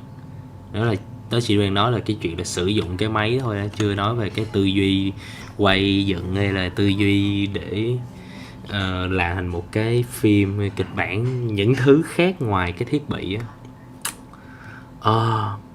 Tại sao lại thấy nó nhiều? Tại vì chúng ta luôn biết rằng cái thiết bị nó chỉ là một phần rất nhỏ trong cái quy trình làm phim thôi, đúng không? Trời ơi, kêu không sao, không sao, không sao. Hãy để cảm thấy mừng là thời điểm bây giờ, cái thời buổi bây giờ, người ta chia sẻ tất cả những cái kiến thức này miễn phí trên mạng. Nếu chịu khó thì học. Tất nhiên là những cái trường lớp thì họ sẽ tổng hợp lại thôi, nhưng mà mình không có tiền đi học ở trường, hoặc là mình chưa tìm được một cái chỗ nào học nữa thì ok, sẽ học trên mạng, mà học sẽ phải học nhiều hơn, rồi mình tự rút kết ra cho mình thôi. Nhưng mà yeah, rất là nhiều nha, rất là nhiều luôn. Oh my god. In Blackmagic's new 7.3 update, they added a false color guide display. Now, when you open up your false color, on the left of the screen, you will now see a guide to show you what each of the colors indicate. This is great for new users, and honestly a little late on Blackmagic's part because most of us have already figured out the false color at this point. But it's an update that we feel probably could have happened a while ago, so good to see on here. So, you took my mark.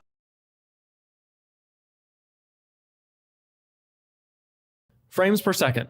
Located in the upper right-hand corner of your touchscreen to the right of the monitor icon is where you see the frames per second setting. Once you tap on the spot, you can change both the project and sensor frame rates using the all too familiar slider again.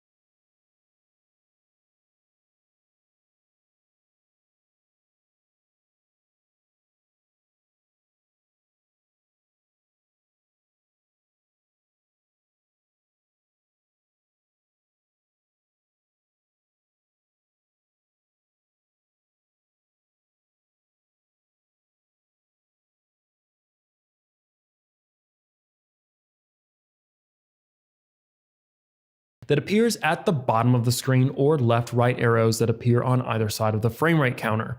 If you're unfamiliar, the project frame rate is the Pocket 4K's frame rate while recording and should be set to match your post-production workflow. The sensor frame rate sets how many frames from the sensor are recorded by the second and affects how fast or slow your playback will be with the project frame rate you have already set. To get natural playback speed, your sensor and project frame rates are matched by default. Sometimes you will need to set your sensor frame rate independently though. This is where off-speed frame rate comes into play. To turn this off and on, just use the toggle that appears in the lower left-hand corner while the FPS menu is visible. This setting can give you some interesting effects, which are useful depending on the type of project you have. Keep in mind that by using off-speed frame rates, your audio and video will go out of sync. Basically, in a nutshell, this helps you if you want to film slow motion at 60 frames per second, but don't want to have to convert it down to your project frame rate, whichever that could be. It could be 24 frames per second or 30 frames per second. The camera will automatically film in 60 frames per second, but convert it down to your project rate, resulting in either sped up footage or slow motion footage based on your project. And if you want to learn how to properly set this and use this, I've included, again, links in the description below that you can check out if you want to go into more detail on how to use this in this camera. The shutter. The shutter is what allows light to come through your camera lens at a particular interval. In order to change your shutter settings, just tap on the shutter indicator, which is located directly to the right of the FPS indicator. In these settings, you can manipulate both shutter speed and shutter angle. The shutter speed determines how long your shutter remains open to accept light into the lens, and this should be adjusted to match your frame rate appropriately using the rule of 180, aka having the shutter speed double your frame rate. For example, if you're recording at 24 frames per second, then your shutter speed should be 1/48 of a second.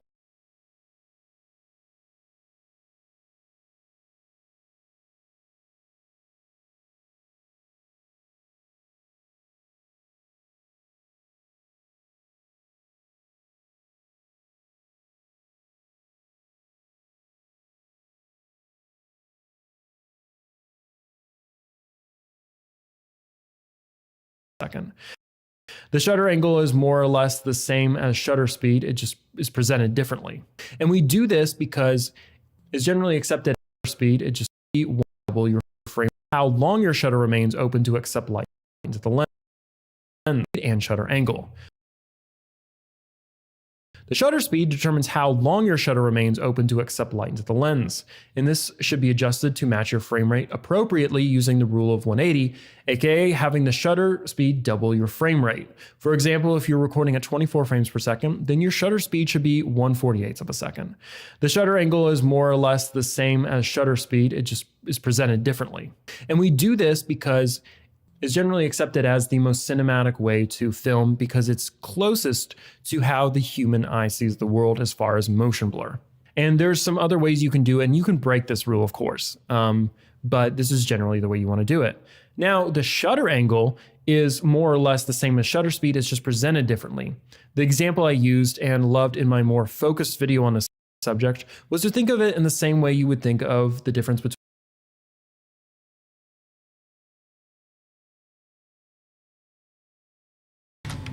Đây thực sự là một cái mà mình rất chưa hiểu. Có gì đó khác nhau giữa shutter speed và shutter angle. Yeah. Không hiểu được cái đó là cái gì, nhưng mà cần phải coi. Between the metric and imperial system of measurement. The real big difference between the two is that when you use shutter speed and are shooting at varying frame rates, you have to actually manually change the speed for each frame rate when you change it.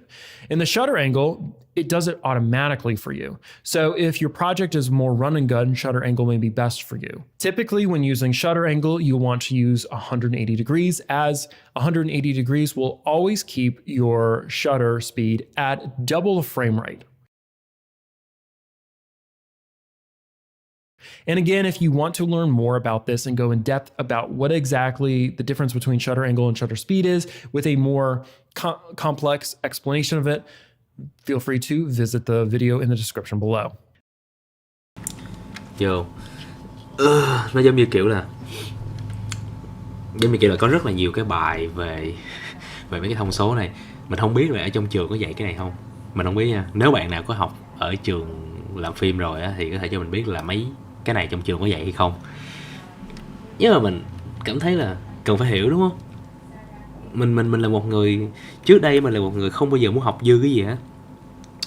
Nhưng mà dạo gần đây thì chắc là tại vì mình có thời gian hơn nên mình cảm thấy là ok, cứ học, và nếu có dư thì cũng không sao, cứ học thôi. Ừ. Và chắc chắn là sẽ lúc nào đó mình cần phải biết nó. Ừ. Thì bây giờ đang có thời gian để biết thì mình cứ cố gắng biết càng nhiều thứ về thiết bị của mình càng tốt, đúng không? Nên là yeah, nhưng mà ờ, mình cảm giác giống như là mình sẽ phải học rất nhiều, còn rất rất rất rất nhiều thứ phải học về cái này nữa, và nó chỉ mới là cái bắt đầu thôi cho rất nhiều thứ khác nữa. À, There are also 3 shutter-based auto exposure modes. mọi người cảm giác đây giống như cái vlog không, giống như kiểu là tôi sẽ ngồi coi và tôi sẽ ghi chú lại tất cả những cái này bằng cách là tôi nói vô trong cái stream này luôn á, tại vì tôi quá lười để ngồi viết lại á. Ồ, nãy giờ mình không có bật chat hay sao không, hay là không ai chat? Yeah, mọi người hiểu không? Đó, nó là vậy á. Ồ, có Vĩ nè, hello Vĩ nha.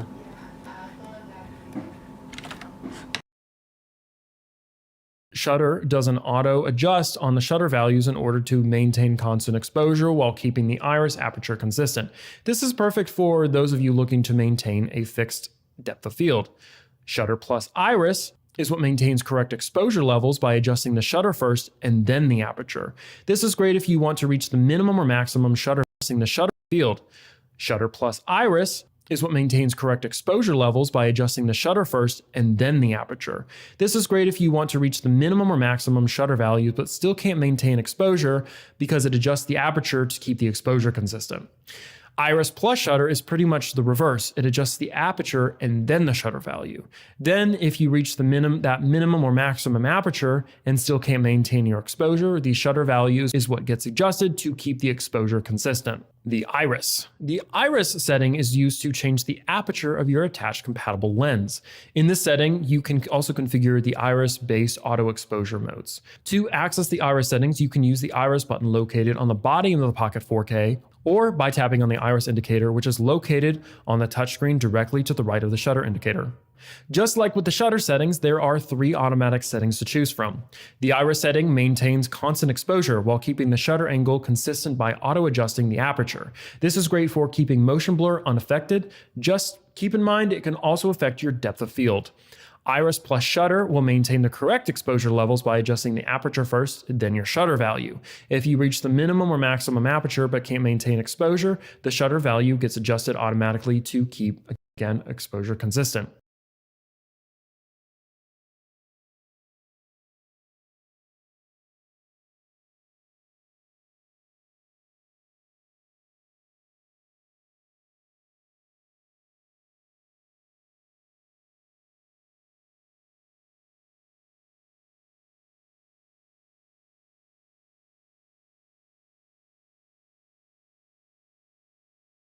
Shutter plus iris will maintain correct exposure levels by adjusting the shutter value first, then the aperture. It gets adjusted to talk about duration to keep the exposure consistent. Duration display. I'm really excited to talk about duration display. The duration display gives you a timecode counter for the purpose of not only monitoring the timecode during recording and playback, but also checking the duration of your individual clips. Duration display, along with all of the other timecodes, is at the middle top of your touchscreen and shows as a time sequence in the format of hours, minutes, seconds, frames. For a quick review, the timecode can be used for a device time sync, faster editing, and note taking. And you can switch back and forth between the time of day timecode and clip duration by just tapping on your touchscreen where the timecode is displayed. Available as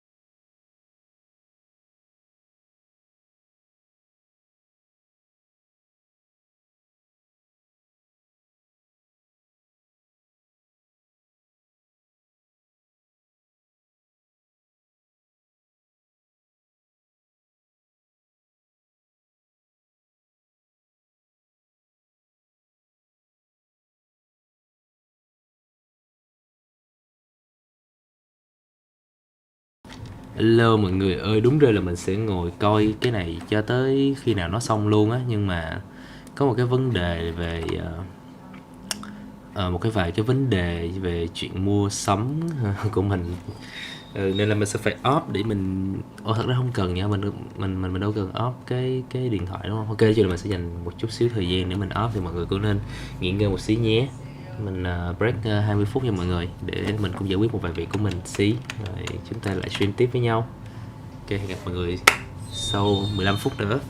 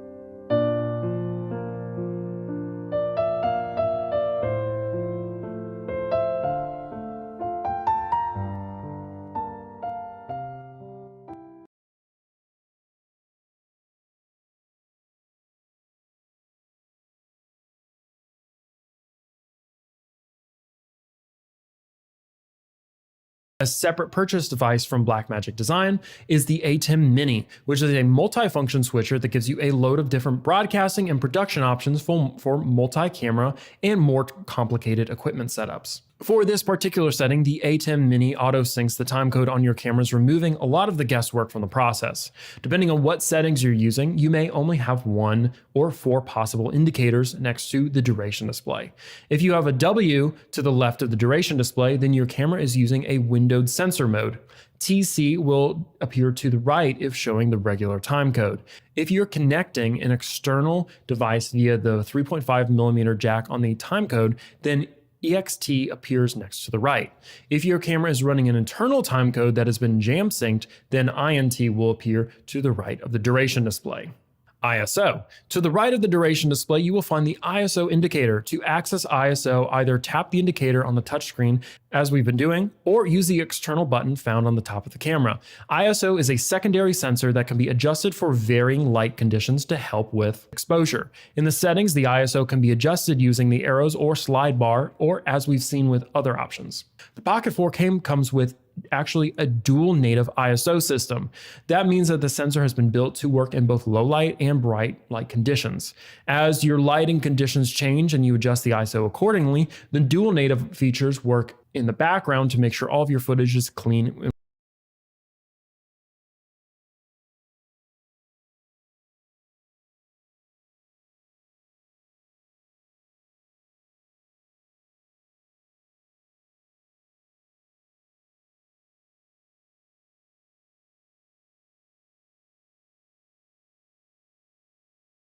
And with the light conditions. System.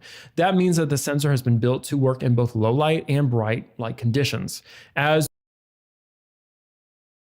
your lighting conditions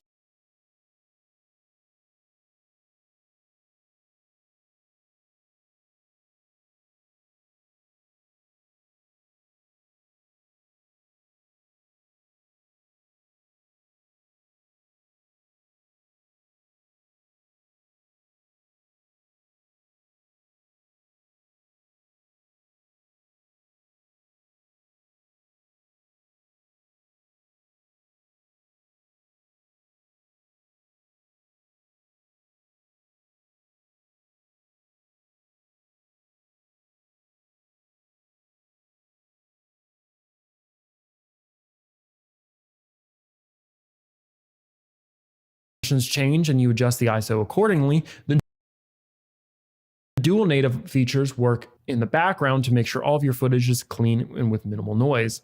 That being said, while recording at lower ISO settings, the dual native feature can actually degrade your picture. You will want to keep your ISO settings slightly higher than you're used to if you've never worked with dual ISO before. And there's a lot of differences between your native ISO at 400 ISO and 3200 ISO. And this is where I'd usually recommend for people to keep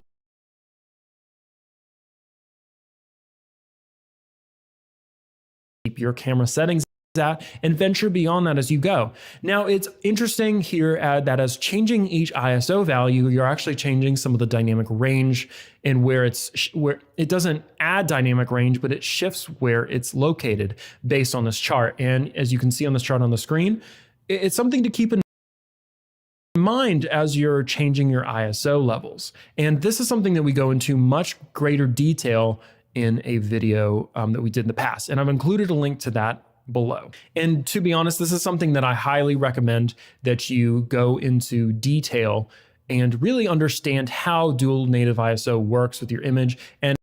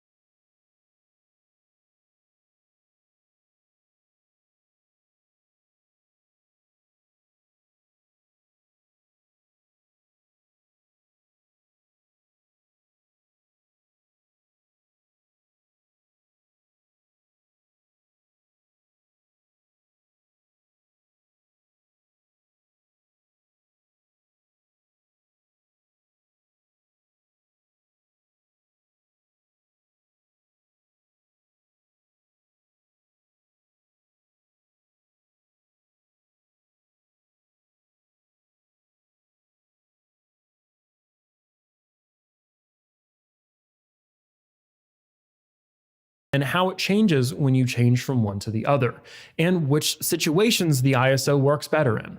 So definitely recommend watching that video. White balance. Every source of light gives off its own color. The white balance setting is used to adjust those colors to keep the whites in your footage the whitest they can be as your lighting conditions vary. To access white balance, you can once again have two options. The first is the white balance button located on the body of the Pocket 4K at the top. The other is to tap the white balance indicator on the touchscreen, which is, you guessed it, to the immediate right of the ISO indicator. This will also give you your, which is, you guessed it, to the immediate is to tap the white balance indicator on the touchscreen, which is, you guessed it, to the immediate right of the ISO indicator. This will also give you your favorite slider bar that works just like everything else does, and arrows to adjust the settings at the bottom of the screen, plus icons for different white balance presets, which I'll get to in a minute. I wanted to talk about another feature first. This camera actually comes with a feature to have your white balance set automatically for your whole shoot.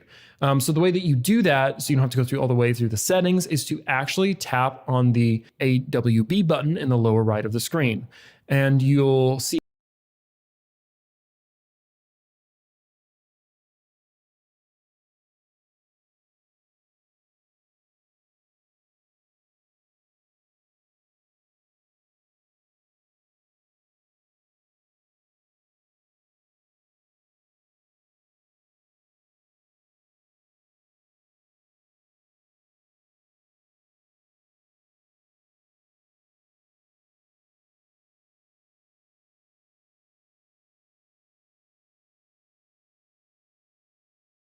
an empty box appear in the center of the screen with options, cancel and update white balance below it. Hold a neutral white card or gray card, or honestly a piece of paper in front of the camera, or whatever you can find that's white if you don't have a card.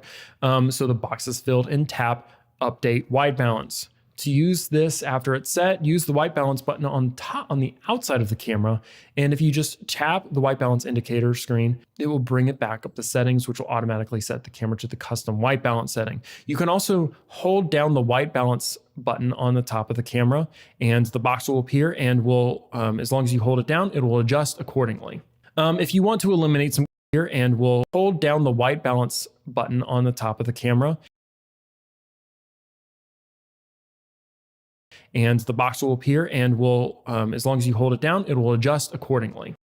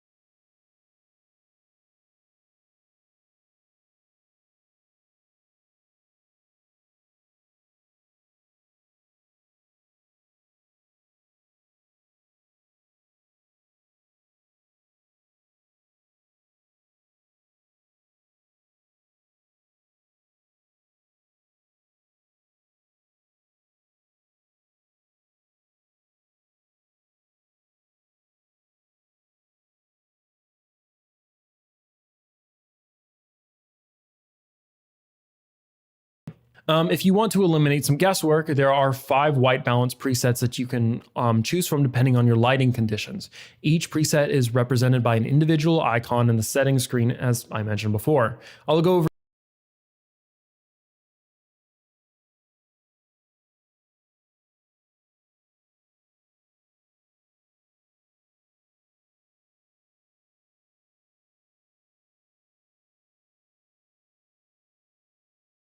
over each of these from left to right.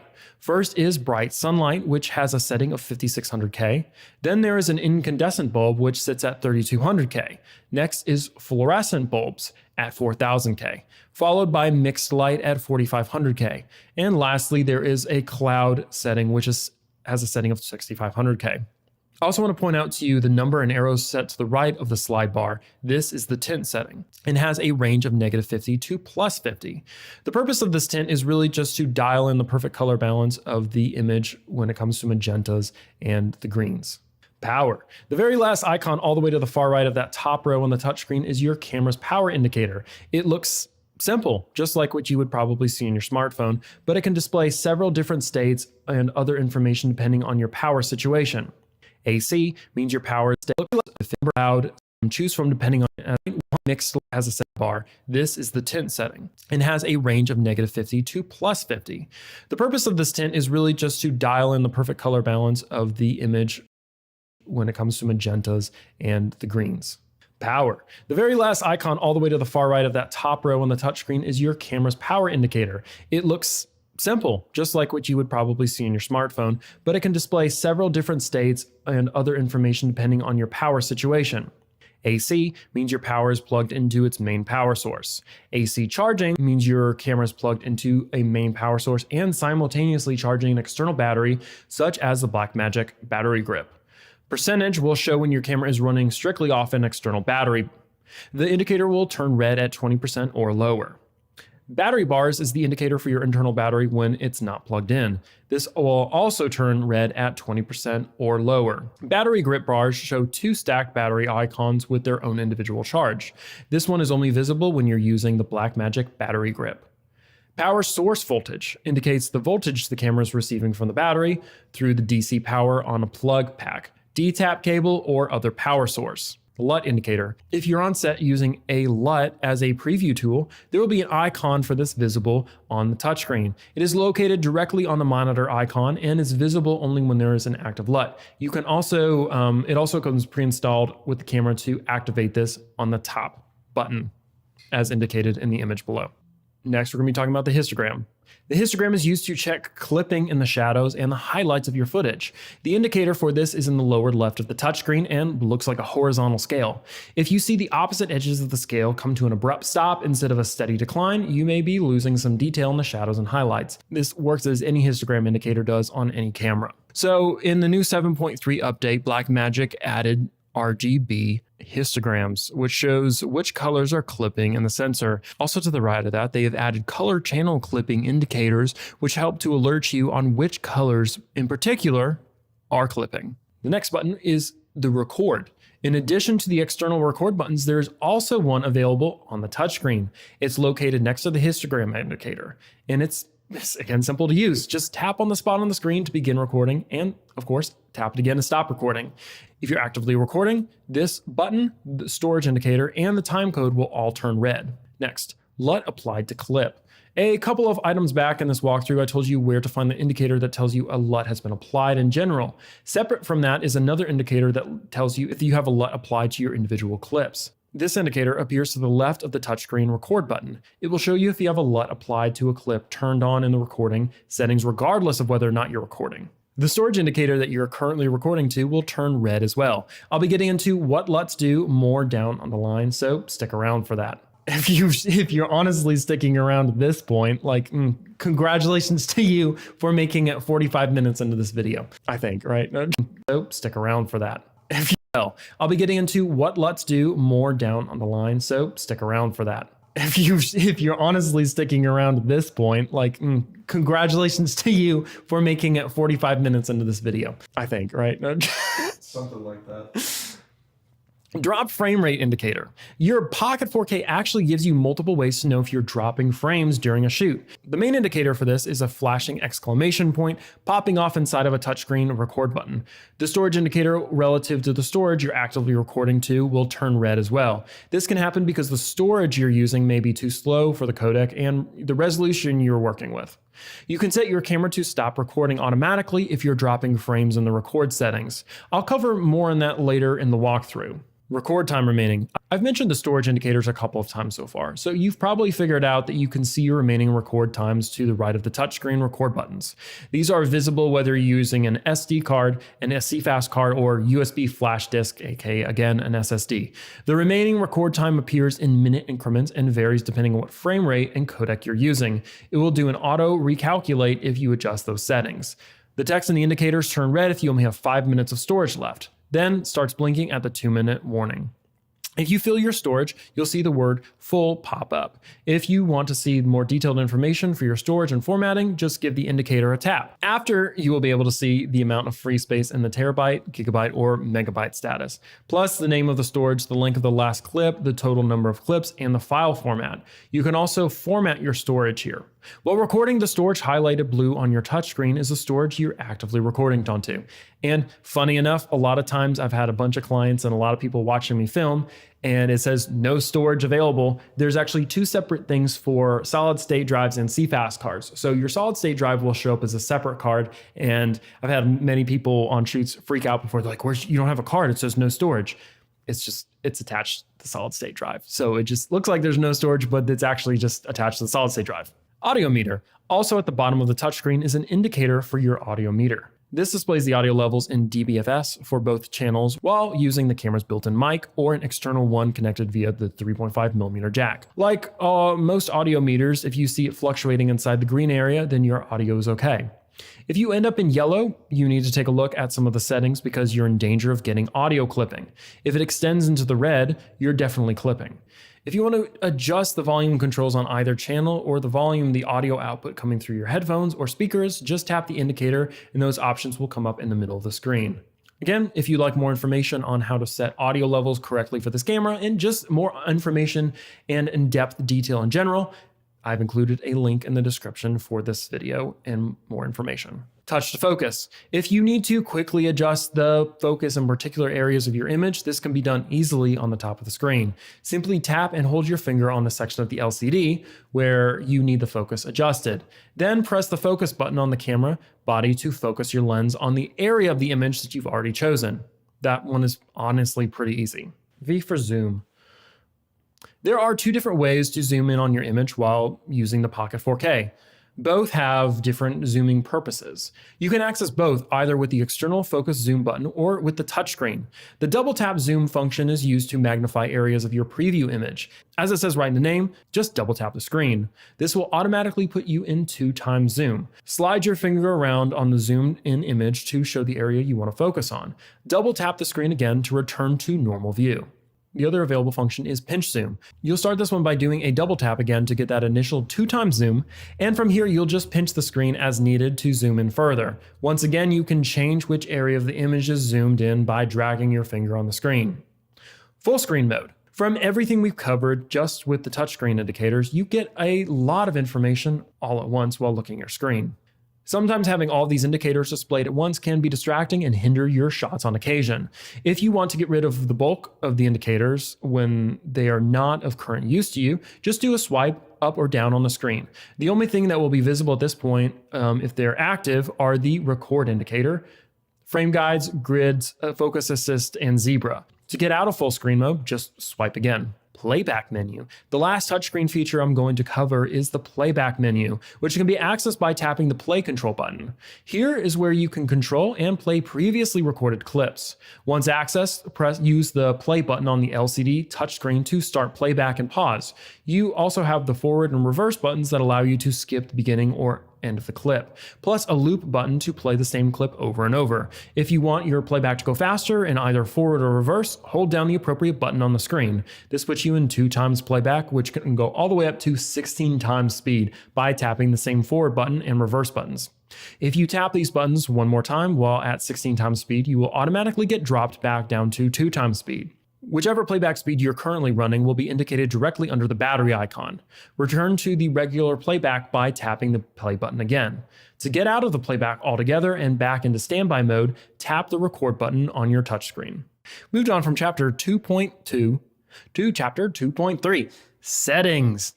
So now it's time to take a hard look at the various settings on your Pocket 4K. This section will be hefty with information and technical jargon. So once again, don't be afraid to backtrack if you missed something or need to have a term repeated. You're also going to get a bunch more detail on some things that I've only glazed over in previous sections. Accessing these settings is extremely easy. Just press the menu button located on the rear of the camera. This will put you on the dashboard, which is the tabbed menu system for all of the settings and functions that can't be accessed via an indicator, an icon, or a button in the main view of the touchscreen. As you can see, there are 6 different setting options listed left to right across the top of the screen. Those are record, monitor, audio, setup, preset, and LUTs. To get into each of these, just tap on the appropriate option for the setting you need. Some of the menu options have multiple pages, represented at the bottom of the screen by a series of dots. To get into each of these pages, either just swipe left or right as needed, or use the arrows on either side of the screen. While going through these, I'll be going top to bottom on the screen and left to right in the tab order to keep things organized. Number 1, let's start with the Record tab. This is where you will set your codec, video format, and resolution. Also under this menu option are additional settings such as dynamic range and detail sharpening. The settings are spread out between 3 separate tabs under this option. Under the Record tab, we first have the codec and quality. The first thing you see on your screen should be the beginning tab under the record setting option. The top half of the screen is where you will choose the codec you want, either Blackmagic RAW or ProRes, and then the quality options available to each one. If you're currently unfamiliar with the term codec,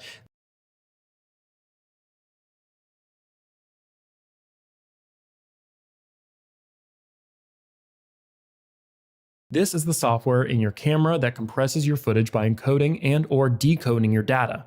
Blackmagic RAW, or as more affectionately known as B-RAW, is the codec developed by Blackmagic Design that you can find in all of their current cameras, including the Pocket 4K. B-RAW comes with 2 different quality options, constant bitrate and constant quality. Constant bitrate gives you file sizes that you can anticipate while keeping quality as high as possible, but capping your bitrate. It's an excellent option if your storage is limited, as high as possible, but rate gives you file sizes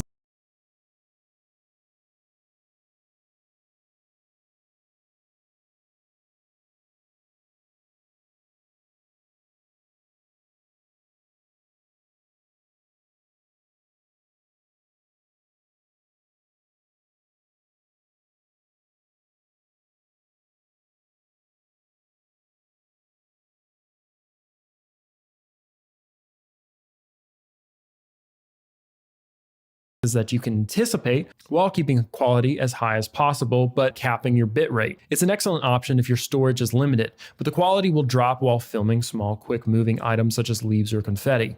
With constant quality, you don't have to worry about the loss of quality in those types of shots. The reasoning is right in the name. This one can create much larger file sizes for more detailed shots. And basically all it does is it varies the bitrate by what the camera is detecting in front of it. If it doesn't need as much bitrate for a detailed shot, it'll lower it. But if there's things like how I film underwater while I scuba dive, if I have it on constant quality, it will bring up the bit rate if there's like lots of bubbles or lots of particles. So if you have shots that are complicated or maybe even like complicated lighting situations, it's better to have that varying bit rate so you can get that shot down.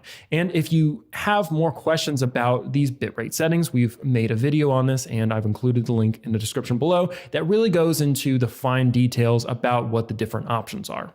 Now, there is a second codec option in this camera, which is ProRes. And this, of course, was developed, if you don't know, by Apple and functions a bit differently than B-RAW.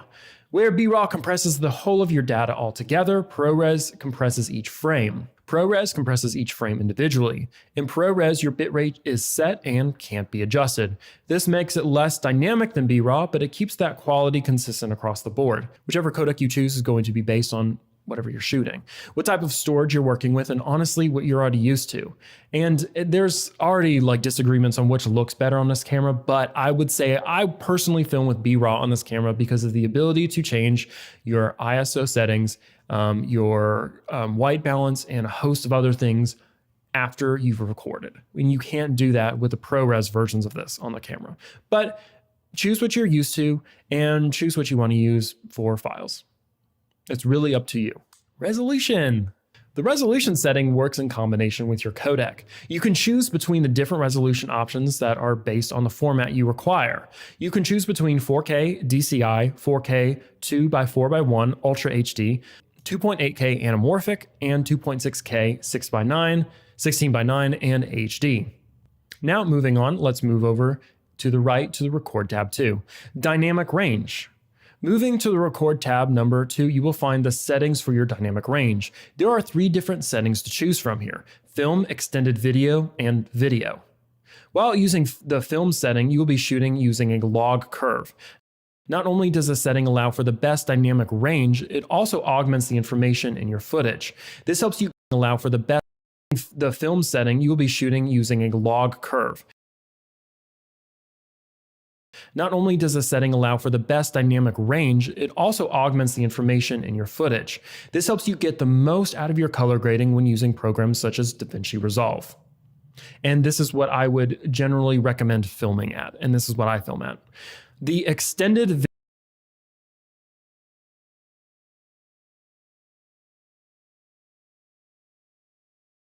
video setting is kind of in the middle ground of dynamic range, offering more range than the video option, but not as much as the film option. This one is great for those of you who have limited time for your post-production and is sufficient if you're using standard broadcast monitors. If you have zero post-production time, you may consider just using the video setting. This setting will give you something akin to Rec. 709 color standard and also records directly to compressed video formats. This setting requires little to no post-production, allowing for higher efficiency. Moving on to the sensor area. You'll find the sensor area options directly to the right of the dynamic range. This setting is available when you're shooting below the camera's max resolution. Depending on your chosen codec, this setting is meant to help with the frame rate. Moving on to project frame rate. There are a couple of other settings you can mess around with on the second tab. When using the project frame rate setting, you can choose between the frame rates that are more commonly used in TV and film. Generally, the project frame rate is something that you want set to match your playback speed and audio sync. Off-speed recording. The off-speed recording option allows you to independently choose your sensor frame rate, as opposed to it being automatically default.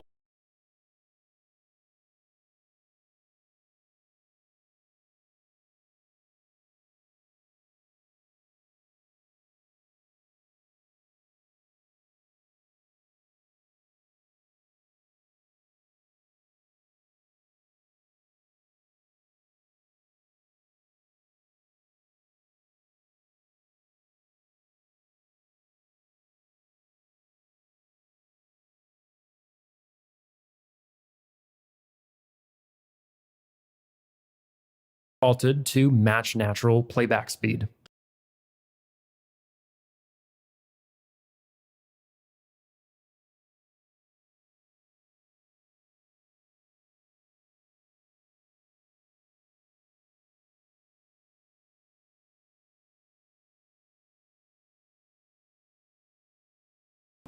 Alo, chúng ta sẽ break 20 phút nha, để mình xuống ăn tối với gia đình. Hẹn gặp mọi người sau 20 phút nữa. Chúng ta sẽ cày cho xong cái clip này. Ok. Go, here we go.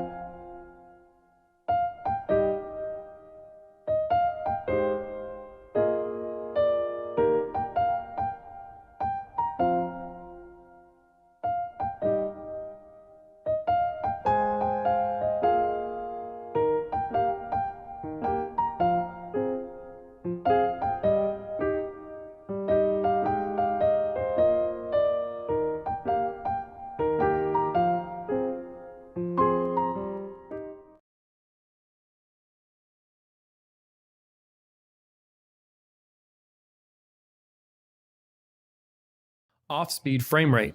When you have off-speed frame rate Hello mọi người, mình đã quay trở lại. Chúng ta cùng nhau tiếp tục chương trình nhé. Chương trình coi hướng dẫn sử dụng của Blackmagic.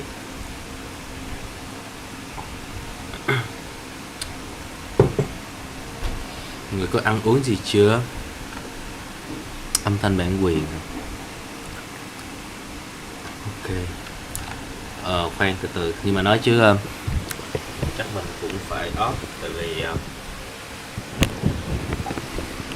tại vì cũng tới cái giờ phải off á, cũng 8 giờ rồi. Sao tiếng lớn quá ta? Alo rồi. Thì đó phải off tại vì 8 giờ rồi. Mọi người giữ sức khỏe nhé. Mai chúng ta quay lại với chương trình xem cái này, mình sẽ nốt lại mấy cái cần xem và ngày mai cùng xem với mọi người.